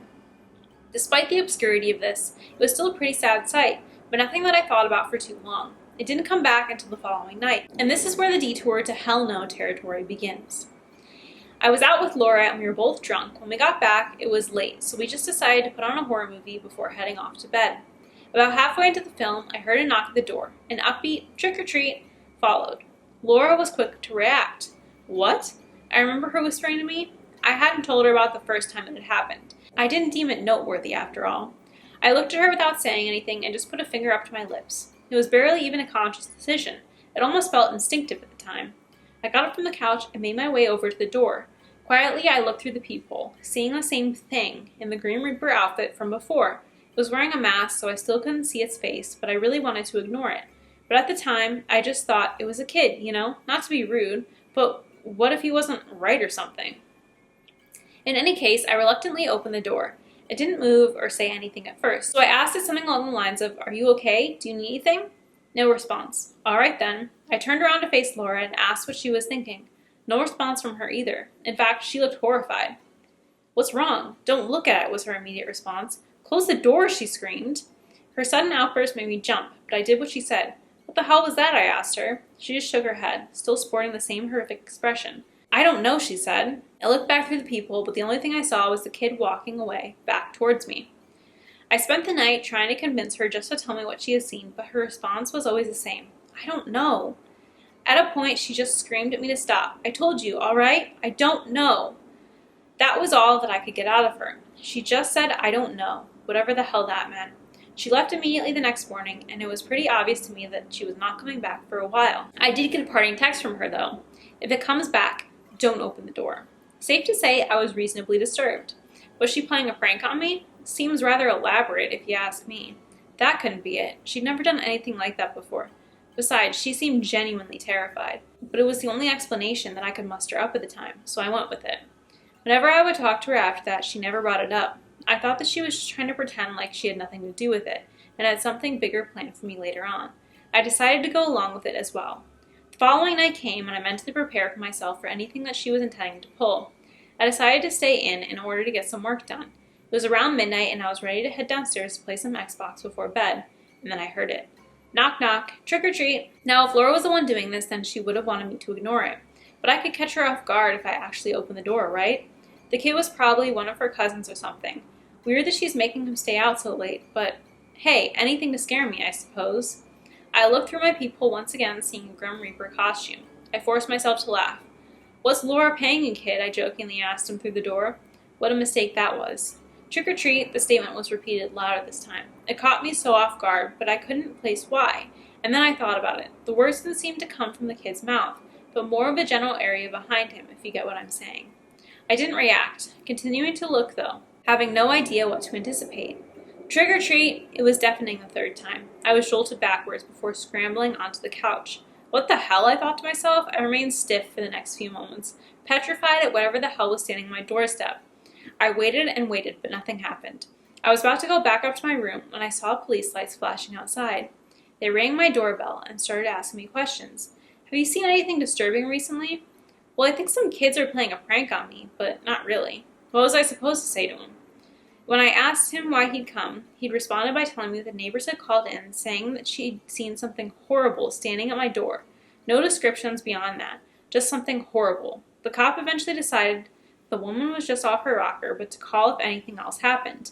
I thanked him, and he left. The next day, I rang my neighbor's doorbell, hoping to get some answers. I could hear somebody moving around inside, but nobody ever came. Looks like she didn't want to tell me anything either. I related what happened to Laura, and she was understandably shocked. If this was a prank, then there was no way that she wasn't going to call it off at this point. This brings me up to yesterday night. I can safely say now that this was never a prank. I was in a cab coming home late after a night out at the bar with some work friends. As we pulled up to my house, I was preparing to drunkenly stumble out when the driver said something that froze my blood. "Who's standing at your door there?" I didn't turn to face what he was referring to. "Keep driving," I told him. He started to ask me what was going on, but I cut in immediately. "Just keep driving." The guy wouldn't go. "What do you mean go? It's some kid. It's almost 1 a.m. What's he doing out there? Look, we have to call some—" He stopped mid-sentence. My head was still facing away from whatever the hell was standing at my door, but I could hear the driver's breathing begin to tense. All of a sudden, he slammed on the gas. I barely had time to react, my head slamming against the seat as he took off. I looked over, witnessing his traumatizing expression as he sped away.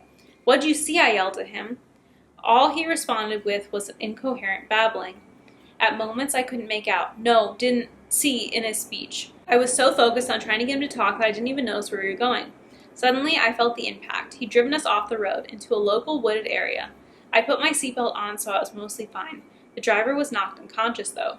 I dialed 911 and told them what happened. Well, not exactly what happened. Just something that they would believe, that the driver had gone insane and driven us into a tree.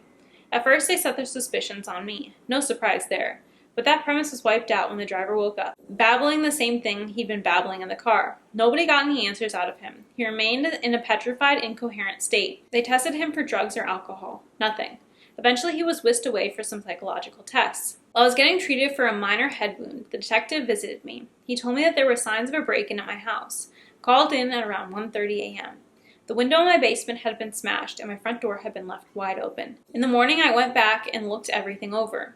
It was indeed a mess. My Xbox and laptop were on the ground, and the cash that I had hidden in my drawer looked like it had been thrown across my living room with bills scattered everywhere. But with all that said, nothing had actually been taken. Beyond the window in the basement, nothing really needed to be fixed. It looked as if whoever was here was in the process of stealing my stuff when they dropped everything and ran out the front door. That was law enforcement's conclusion anyway. Not very logical, but logic isn't something I expect at this point. I have a feeling something happened. Something far worse. Honestly, it makes me think that, it was the Grim Reaper. I don't know why he was seeing it as a kid, but I feel like everyone else is probably seeing it as, the Grim Reaper or something like that. In its actual form, not just, as a little kid dressed up as him. And maybe it was, ransacking the house trying to look for him. I really wish there was, a part 2, or we figured out. I wish there was a conclusion, not just where it left off. Our next story is by the user World Away Tweety, and it's called "Me and My Friends Are Using a Ouija Board for the First Time. It keeps asking people to leave the room." I'm using this post to chronicle the events of this evening, as they have been truly fascinating. Some quick backstory. The small section of a city that me and my friends live is generally known to be haunted, and even if you're not a believer in the supernatural, it's at least a bit eerie. I'm not going to dox myself by stating the location, but let's just say that creepy sightings and murders/deaths due to unexplainable circumstances are our bread and butter. For most people, this means you move away as soon as they can. For folks like me and my friends who absolutely love all things spine-chilling, it generally makes for a pretty good time. Our Halloween parties are awesome. Most of our drinking nights have some sort of spooky game interlaced into them. And if you have literally nothing to do on a Friday night with your friends, you can always go on a tour of some of our haunted locales. Graveyards, abandoned buildings, creepy forests, you name it. So with that background established, let's cut back to tonight. Me and my closest 3 pals decided to try our hand at using a Ouija board. Were we going to be normal and try the Ouija board in one of our family attics? Nah, too basic. We instead decided to trek up together to what, I kid you not, is an abandoned treehouse, left in an elevated section of our city, surrounded by forests. What could go wrong, right? We climbed up to the treehouse, set down a spooky-themed rug, lit some candles, and brought out the Ouija board. Despite my pretty extensive resume of dealing with all things creepy, I'd never actually tried a Ouija board before, so I was really excited to see what would happen. We went into this excited to break every rule in the book. We weren't going to do a seance, we were going to ask whatever we want, and we didn't need to worry about being respectful to the spirit, etc. We figured if something interesting were to happen, it'd be more likely if we went as carefree as possible. We sat in a circle around the Ouija board and got started asking the simple question, is there a spirit with us? With all of our hands placed on the planchette, no real response. We fluttered the planchette in a few different directions, but we could tell we were kind of forcing it. We asked a few other questions. What is your name? When did you die? Etc. But nothing really came of it. After After trying for the next half an hour and not really getting anything in the form of a response, we decided that we probably didn't have any spooky luck tonight and opted instead to share scary stories in the treehouse. We left the Ouija board out just in case we get any luck later in the night. Amidst the break in our storytelling, where everyone was grabbing drinks and snacks from their bags, I decided to give the Ouija board another quick go. I placed my hands on the planchette alone and whispered the following question: "Will you please grace us with your presence tonight?" Surprisingly, the planchette started moving.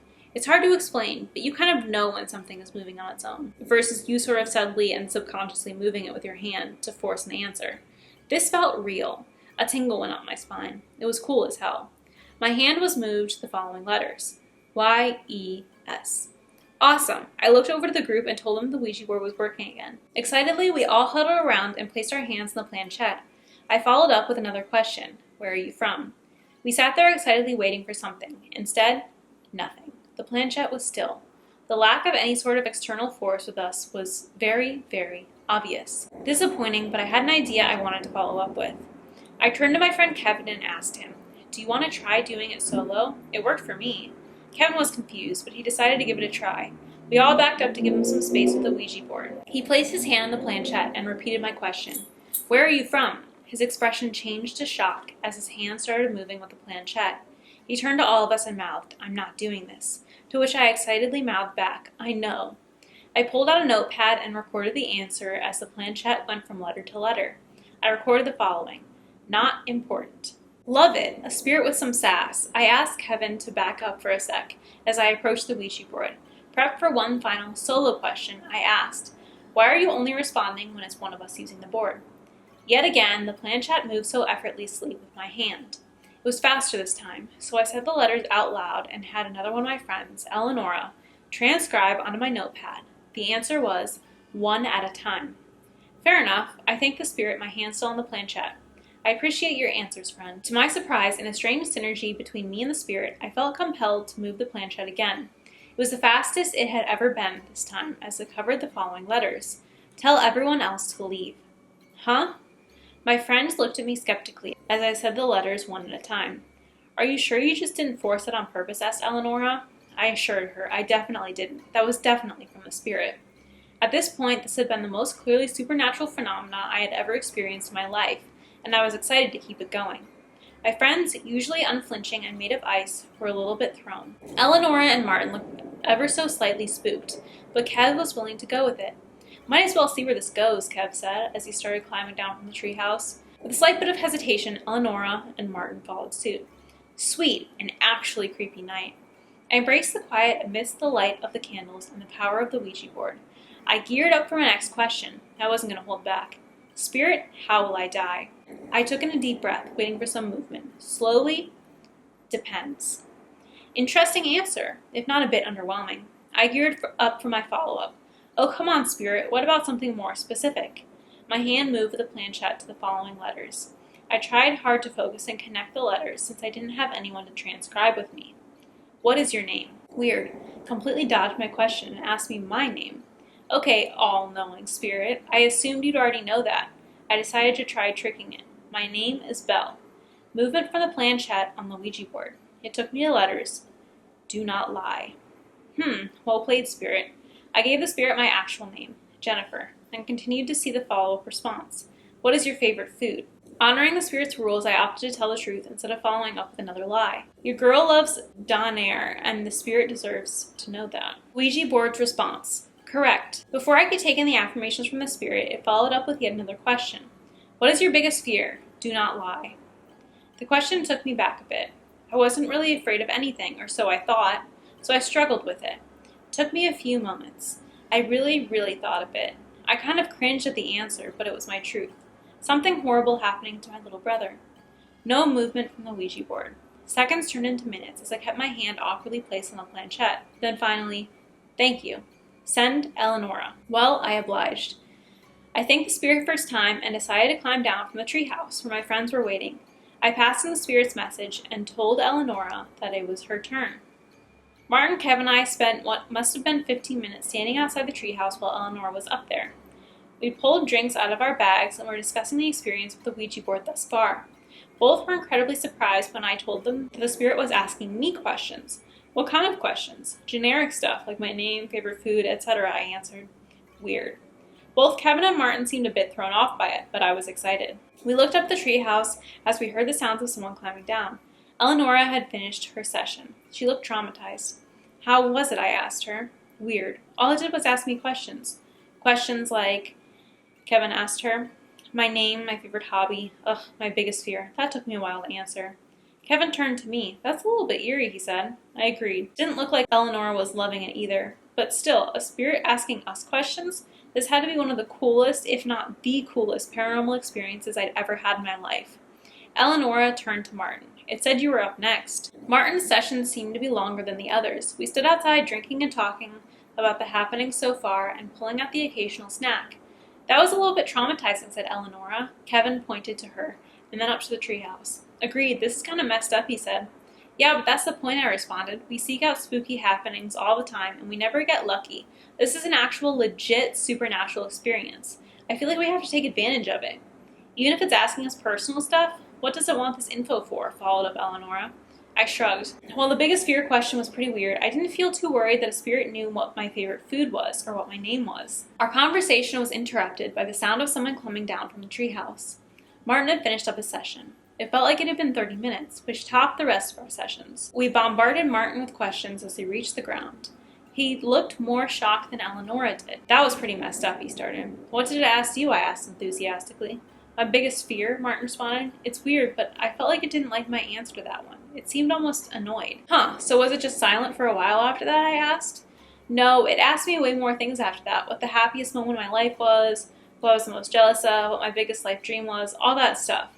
It was a lot of questions. Then finally, it just wrapped up with thank you, and that was that. Martin turned to Kevin. You're up next. Kevin turned to all of us. Here goes nothing. He sighed and started climbing the treehouse. We watched him make his way to the top. For the first time in the evening, I had a knot in my stomach. Only 5 minutes had passed since Kevin first went up, but he was already climbing down. He was shaking his head as he made his way down the ladder and into our group. What happened? We asked him. He just shook his head. That is dangerous. We need to get out of here ASAP. I've never seen Kevin like this. He was uncharacteristically shook. You have to tell us more. What did it ask you? What did it say? But Kevin ignored all of our questions. He started packing up his bag. You guys can play with fire if you want, but I'm out of here. I suggest you guys come too, he said. I watched as Martin and Eleonora started packing up as well. I had bad feelings through the whole thing. I think we should leave, said Martin. Guys, what the hell? Just because it's unsettling doesn't mean we have to pack up. We can just hang out up there and do something else, I said back. This doesn't feel right, said Eleonora. I watched them as they all took a few steps away from the treehouse and towards the forest. You coming? Asked Kevin. I stood my ground. Kevin just shook his head and started heading out. Suit yourself. I had no idea what could possibly happen up there that would have shook him this much. He had already started walking as Martin and Eleonora pleaded with me to come with them. I said no. Begrudgingly, they all left. You're probably wondering, wasn't I scared? Especially now that I was alone? The answer was yes. But something in my soul told me that I was up next. I spent my whole life waiting for something that was truly supernatural to happen, and now it was in front of me. With my fingers jittering, I climbed up to the treehouse as my friends departed. It took me a moment to pull together the bravery to put my hands on the planchette. The candles were still lit. The setting was just right. Finally, I spoke to the spirit again. Why are you asking us all these questions? Nothing for a few minutes. Then my hand moved with the planchette, slower than usual. The answer? To confirm my suspicions. Confirm your suspicions of what? Movement from the planchette on the Ouija board. One of you is not who you say you are. What are you talking about? I heard blood-curdling shrieks coming from the forest outside the treehouse, like nothing I'd ever heard before. Planchette was moving on its own now. I watched it go, letter from letter. That is not Kevin. He is coming back for you.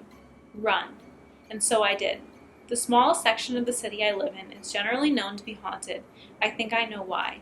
It's time for me to leave. So where's the real Kevin? That's the question. Is it I hate to say the word, so I'll say, is it a flesh pedestrian pretending to be Kevin? And how did they not notice that? Was he that good at pretending to be their friend for that long? I did not see that coming. I really thought that someone was going to die from the Ouija board, not from Kevin. That was a good one. Even though the Ouija board seemed to save the day-ish in this one, I still stand by the fact that I do not mess around with Ouija boards, that's for sure. Our next story is by the user Richard Saxon, and it's called, There Was a Reason Why My Neighbor's Halloween Decorations Always Looked So Realistic.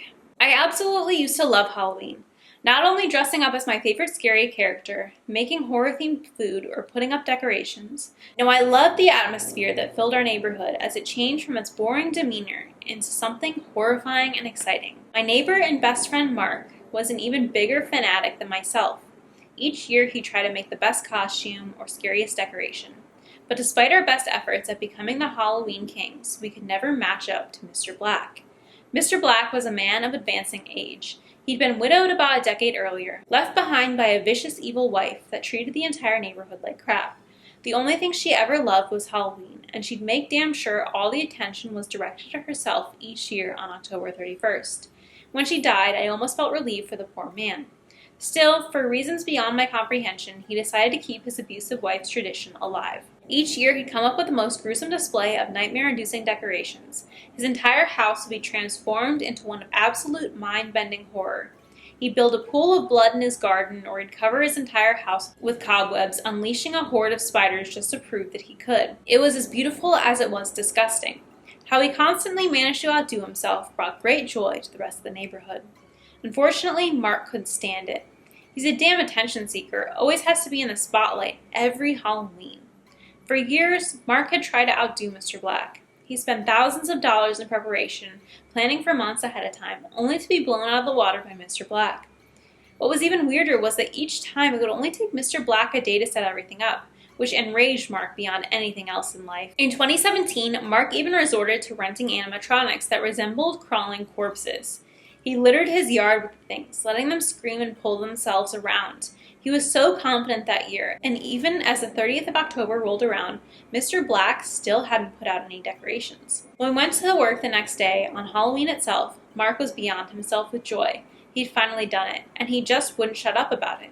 It wasn't until we got home later that day before we saw the horrors taking place in Mr. Black's front yard. In the span of 8 hours, he turned it into a literal graveyard.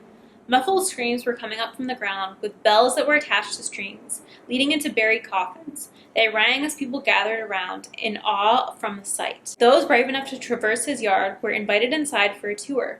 Mark and I joined and quickly realized that Mark's pathetic animatronics were nothing in comparison, because inside the living room, Mr. Black had created a makeshift morgue. Full on, with mortuary refrigerators that rumbled around as if people were trapped inside. Mark was pissed. He couldn't believe it, and to be fair, neither could I. He swore then that he'd figure out how the hell Mr. Black managed to pull off these incredible feats each and every year, at such an advancing age and without any help. How does he do it? Have you ever seen any trucks or workmen outside his house? Mark asked. I chuckled. Nah, but come on, he's retired. He probably gets it done while we're at work. Still, Mark didn't believe it. That guy's up to something. Next year, I'm going to stay at home and figure it out. A year passed, and Mark actually remained true to his word. On the 31st of October 2018, he called in sick to work. I sighed once I found out, surprised at how seriously he was taking it. Then at around noon, I got a frantic and excited voice message from Mark. I knew it. I frickin' knew it. You won't believe what I just found out. Mr. Black is a depraved monster. I'm going to call The voice message was cut short, so I tried to call back. No response. After the 5th or so missed call, I started to get worried. There was absolutely no way Mark would have given me any peace if he truly found something. But no matter how many times I tried to call him, I just got a busy signal. By the end of the workday, I was truly scared for him. Mark was never that silent. I needed to figure out what was going on. As soon as I returned home, I went over to Mark's place, where I proceeded to hammer on his door. His wife was the one to answer. She too seemed worried. Elise, is Mark here? She frowned. He went out to run some errands a few hours ago, but I haven't heard from him since. I thought maybe his phone died, but he should have been back home by now. Mark hadn't told her about his plan to investigate Mr. Black, mostly because she would have been mad, but I had to come clean. If he was truly missing, we needed to call the police. While Elise explained the situation to the cops, I went over to talk to Mr. Black myself. It was already getting late. Both children and adults had gathered in front of his house, ready for the yearly tour of horror. That year, his yard had been turned into a field of tall grass. It was so dense we could hardly see his front door. All we could see amid the field were makeshift scarecrows. Mr. Black hadn't let anything go to waste. As we entered his yard, the air filled with the stench of rotting flesh. It wasn't unusual for him to utilize all 5 senses, but this was extreme. Mr. Black, do you have a moment? I asked. In a minute, old friend, after the tour. He just shouted as he led people inside his home. I remained outside, disturbed by the odd smell. I moved some of the grass apart to inspect the scarecrows. They were horrifying. covered in old rags with bits and pieces of skin visible through the holes. They didn't even look like props. After a moment of hesitation, I reached out to pull off the scarecrow's mask. What I saw sent me falling to the ground in shock. That scarecrow wasn't a prop, nor a doll. It was an actual corpse. "Oh God," was all I managed to get out as I stared at the decomposing body. Once I partially regained my senses, I started checking the other scarecrows. Most of them were beyond rotten, skeletal corpses that had perished long ago. But once I reached the last one, I immediately recognized the clothes. With a trembling hand, I reached to take off the mask. It was Mark. His throat had been slit and he'd been turned into a flesh-filled scarecrow. I stood before the body of my former best friend in shock. All these years, Mr. Black had created what seemed like impossibly realistic decorations. It had all been real. The blood, the cadavers, the screaming, we'd all been oblivious to it. The police arrived shortly after, alerted by Mark's wife. They quickly stormed the house and escorted all the guests outside, but Mr. Black himself was gone. He was never seen again. I don't celebrate Halloween anymore, nor does anyone else in my neighborhood. For us, the 31st of October is just a painful memory of what we let happen under our noses. But if you see a new neighbor with decorations that seem just a tad too realistic, stay away from them. It might be Mr. Black. Holy cow! These just keep getting better and better. I wonder where he gets all of these bodies though. Is he a serial killer, or is he like a grave robber, or does he just like steal them from the morgue? And how does he do this like if he's an old man? Yeah, like being an old man, like how would he overpower someone to kill them? Or how would he be able to carry bodies from, a morgue or the cemetery or whatever? And how does he set it up so quickly? A lot of questions. And like, why? Like kind of like Stockholm syndrome because his wife was crazy? Or like, was he secretly also into it that whole time? Crazy. I really, really enjoyed that one. Okay, I have 2 more stories for you guys. I've been sitting here for like hours filming this and Oscar is mad at me. Our next one is by the user Postmortem33 and it's called "Every year on Halloween, a child under 10 years old goes missing in my town. My daughter turns 10 in 6 hours. I am absolutely terrified. I don't know what I'll do without her. Since my wife and her mother has passed away, she really helped me keep it together. She truly is the light of my life and the only person that brings me absolute joy in this otherwise bleak existence. I live in a small town, very rural, where old traditions are pretty much followed right down to the very bone. You see, people here think that if you don't follow every little tradition religiously, you can get cursed, die, get 7 years bad luck, you'll be haunted, you'll be driven off to do crazy things like murder or suicide. They say if the things in the woods don't get a child every year on Halloween, they'll come out and devour every single person in the town. This event has taken place for the past 300 years since the day they ate a big number of kids on a Halloween night. The town folk had a meeting in town and they proposed a pact to the things in the woods. They said they'll give them 1 child each Halloween if they'll be left to live in peace. The things agreed, and that's how the town survived until now. You might ask yourself what happens when there are no more kids under 10 in the town. It's simple. They just go to the orphanages and take kids from there. But that's just for emergencies. I think it's only happened once in our history. Last year, the Petersons lost one of their twins. They didn't want to give him to the thing in the woods, so the mayor came in and took him forcefully, even if the parents and his little brother cried not to. They didn't care and still took him. Next week, the parents were killed after they attempted themselves to kill the mayor. They were shot point blank by the town sheriff, and their bodies were offered to Miss Ludima, who owns the town's bakery. She had to dispose of them. Now, Miss Ludima is the one who intermediates the whole deal. The child is taken to her bakery, and she kills him with a blow to the head, but not before she drugs him so the kid can be asleep and not know what happens. They say it's the most painless and humane way to do it. She then puts on a black robe, lets her hair fall down to her shoulders, and delivers the pies herself in the forest, while the town's residents are to stay indoors until the whole charade is over. There has never been any trick-or-treating here. She is said to have supernatural powers, and then no one really knows how old she is. She's been here long before I was, but I don't think she's any different than any of us. She's just a sad, old, evil woman who's being used by some evil powers to do their bidding. That will stop this evening. By God, it will, I swear. She doesn't deliver the body straight up to the things in the woods. No, they are past that. With the whole society evolving, they evolve too. These beings are old gods or whatever. They don't like their meals raw anymore, and they don't want it to get messy. So Ludmilla makes them the meat pies. Human meat pies, which they devour like crazy.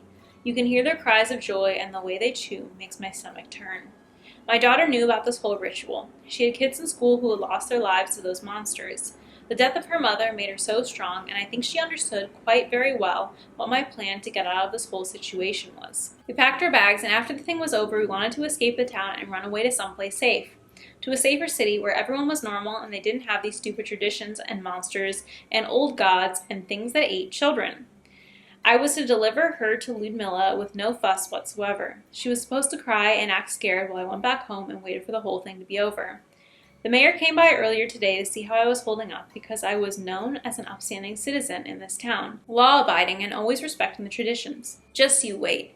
You're gonna like what I have in store for you and the rest of these brainwashed lunatics, I thought. Night came. There were 3 hours left until Amanda's birthday, so we had to hurry or Ludmilla would have been mad. I went and knocked on the bakery's door. She answered, already wearing the black robe for the ceremony, invited us in. She started telling lies to my daughter that she will go to a better place, that the gods very much appreciate her sacrifice, that with her courage the townfolk will live to see another year. The old demented hag thanked me for understanding that this was how it was supposed to be. Every citizen had asked her to do his or her part in this town, no question asked. Like that's gonna happen, you ugly witch, I thought again. Blood beginning to boil inside my veins. With all due respect, Miss Ludmilla, but can I stay until she's asleep? It gives me more comfort to know she doesn't feel any pain, I told her. She replied that it was the least she could do for me, and that she respected me a lot for the way I handled the situation. She then injected my daughter with the sleeping liquid thing, and a couple of minutes later, she went down under. Now off you go, Mr. Liam. You don't want to see what's next, she said. I turned around to leave, and I locked the door from the inside. I pulled out the knife from my back pocket. No, I don't think you want to see what will happen, you evil woman, I said, grinning. She let out a huge gasp, and that's when I slit her throat, blood staining the white floorboard. She dropped dead right in front of me. I took my kid in the pantry and laid her on the ground with a pillow under her head, and I got down to the ugly part of the plan. I undressed Ludmilla of her black robe and scalped her. I was to dress just like her and wore her hair, then I started chopping her up. It was messy. I didn't know what I was really doing, but I knew I had great cooking skills. It took me less than an hour to dismember her, and I went to her kitchen and got some pastry dough. Needless to say, I did generous proportions of meat pie. I only baked 3 of them for each monster, but if they wanted more, there'd be leftover ingredients for them. I dressed as Ludmilla and took the pies and went on the trail in the back into the woods. I knew where the meeting spot was, and I just placed the pies on the ground. I also knew that I had to whistle 3 times for them to come out of hiding and grab their food, which I did. From the darkness of the woods, 6 hands with claws on them extended to grab the pies. They thanked me and I said welcome, mimicking Ludmilla's voice. Then I ran off as fast as I could back to the bakery and saw Amanda was just waking up. Honey, it worked. Let's go back home and get in the car and get out of this cursed town, I told her while hugging her. Yes, Papa, she said, yawning, still coming to terms with what happened. We arrived home and went straight to the garage, where everything was packed in the car. That's when I heard the creatures starting to vomit in the woods, cursing that they've been deceived and lied to. After that, I heard the trees breaking and falling, the beasts running over them, and they started to howl, meaning that they were coming out of their hiding to the town to eat everyone up. My heart was pounding in my chest as I hit the acceleration like I was in a race. I mean, I was in a race. One for mine and Amanda's life. As we were leaving the town behind and we heard the screams of those fanatics that lived there, I saw that the clock struck 4 a.m. She just turned 10 years old. Happy birthday, sweetheart, I told her while going past the city exit. I think now we'll have a shot at a normal life. Away from the evil that dwelled in that town, and away from those evil people that lived in fear and fed children to those monsters. I think I did the right thing. Why does anyone still live there? Like, if the monsters can't leave the boundary of a town, why not just, move over and rebuild? That's crazy. I'm glad they got away, though. I mean, that was a pretty genius plan. I'm surprised no one thought of that before, everyone was just okay with their children being fed to monsters. Our last story of the video is by the user Priestess of Spiders, and it's called Always Check Your Kids' Halloween Candy. Everyone knows the horror stories. Razor blades, hallucinogens, rat poison, all disguised in candy, just waiting for innocent kids to gobble them up. It's all nonsense, of course. Sure, there are a few isolated incidents where some sicko does something like that, but the whole tainted candy myth is an enormous exaggeration at best. No, the reason why I say you should check your kids' candy is very, very different. It was the Halloween of '09. I was only 14. I was on the cusp of being ever so slightly too old for it to be socially acceptable to go trick-or-treating, so I aimed to make that night the biggest haul yet. My costume was an elaborate zombie with a full face mask, claw gloves, and a chest piece that would drip fake blood at the push of a button. I learned from experience the more detailed the costume, the more candy you get. I was going to hit every house that I could. I expected to get so much that I even brought one of those big black garbage bags to hold the candy in. I was going to make it a night to remember. It was, but not for the reasons I had hoped. I couldn't tell you which house I got it from. That's something that had always bugged me. My bag was so full and I'd visited so many houses that it was all just a blur. At the end of the night, I was sorting my candy into piles. A small mound of chocolate bars, some plastic-wrapped gummy candies, dozens of lollipops, and more. As I reached into the central pile of unsorted candy, I found something unusual. It looked like a chocolate bar of some sort, but one I'd never seen before. The wrapper was a greenish-yellow in coloration, with a two-armed cartoon worm giving a thumbs up and winking.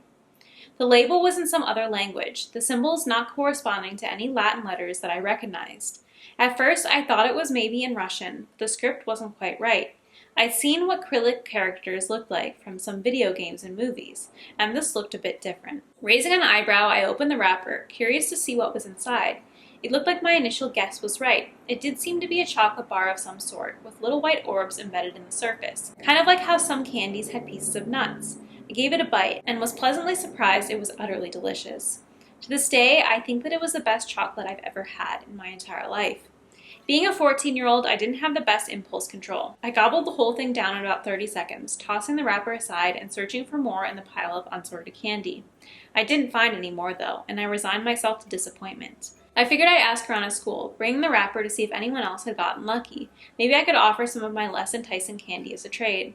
After finishing my sorting and eating a few more pieces of candy, I finally headed off to sleep, my stomach full and my heart happy. It had been a great day.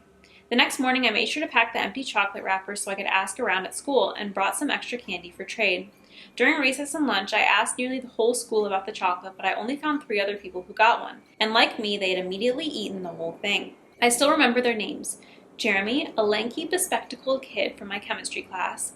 Ashley, a girl with dyed blue hair who I'd seen around but never really talked to. And Lee, a track and field athlete who I shared math class with. They all agreed that it was by far the best chocolate they'd ever had, and had been hoping to find some more. However, it seemed like the trail ended there. None of them remembered which house gave them the chocolate bar either. It was a little sad, but ultimately it wasn't the end of the world for me. It was just some candy after all. It took a few weeks for me to notice anything strange. I had long since forgotten about the candy bar, and now Halloween had come and gone. It was back to the daily routine of school and homework.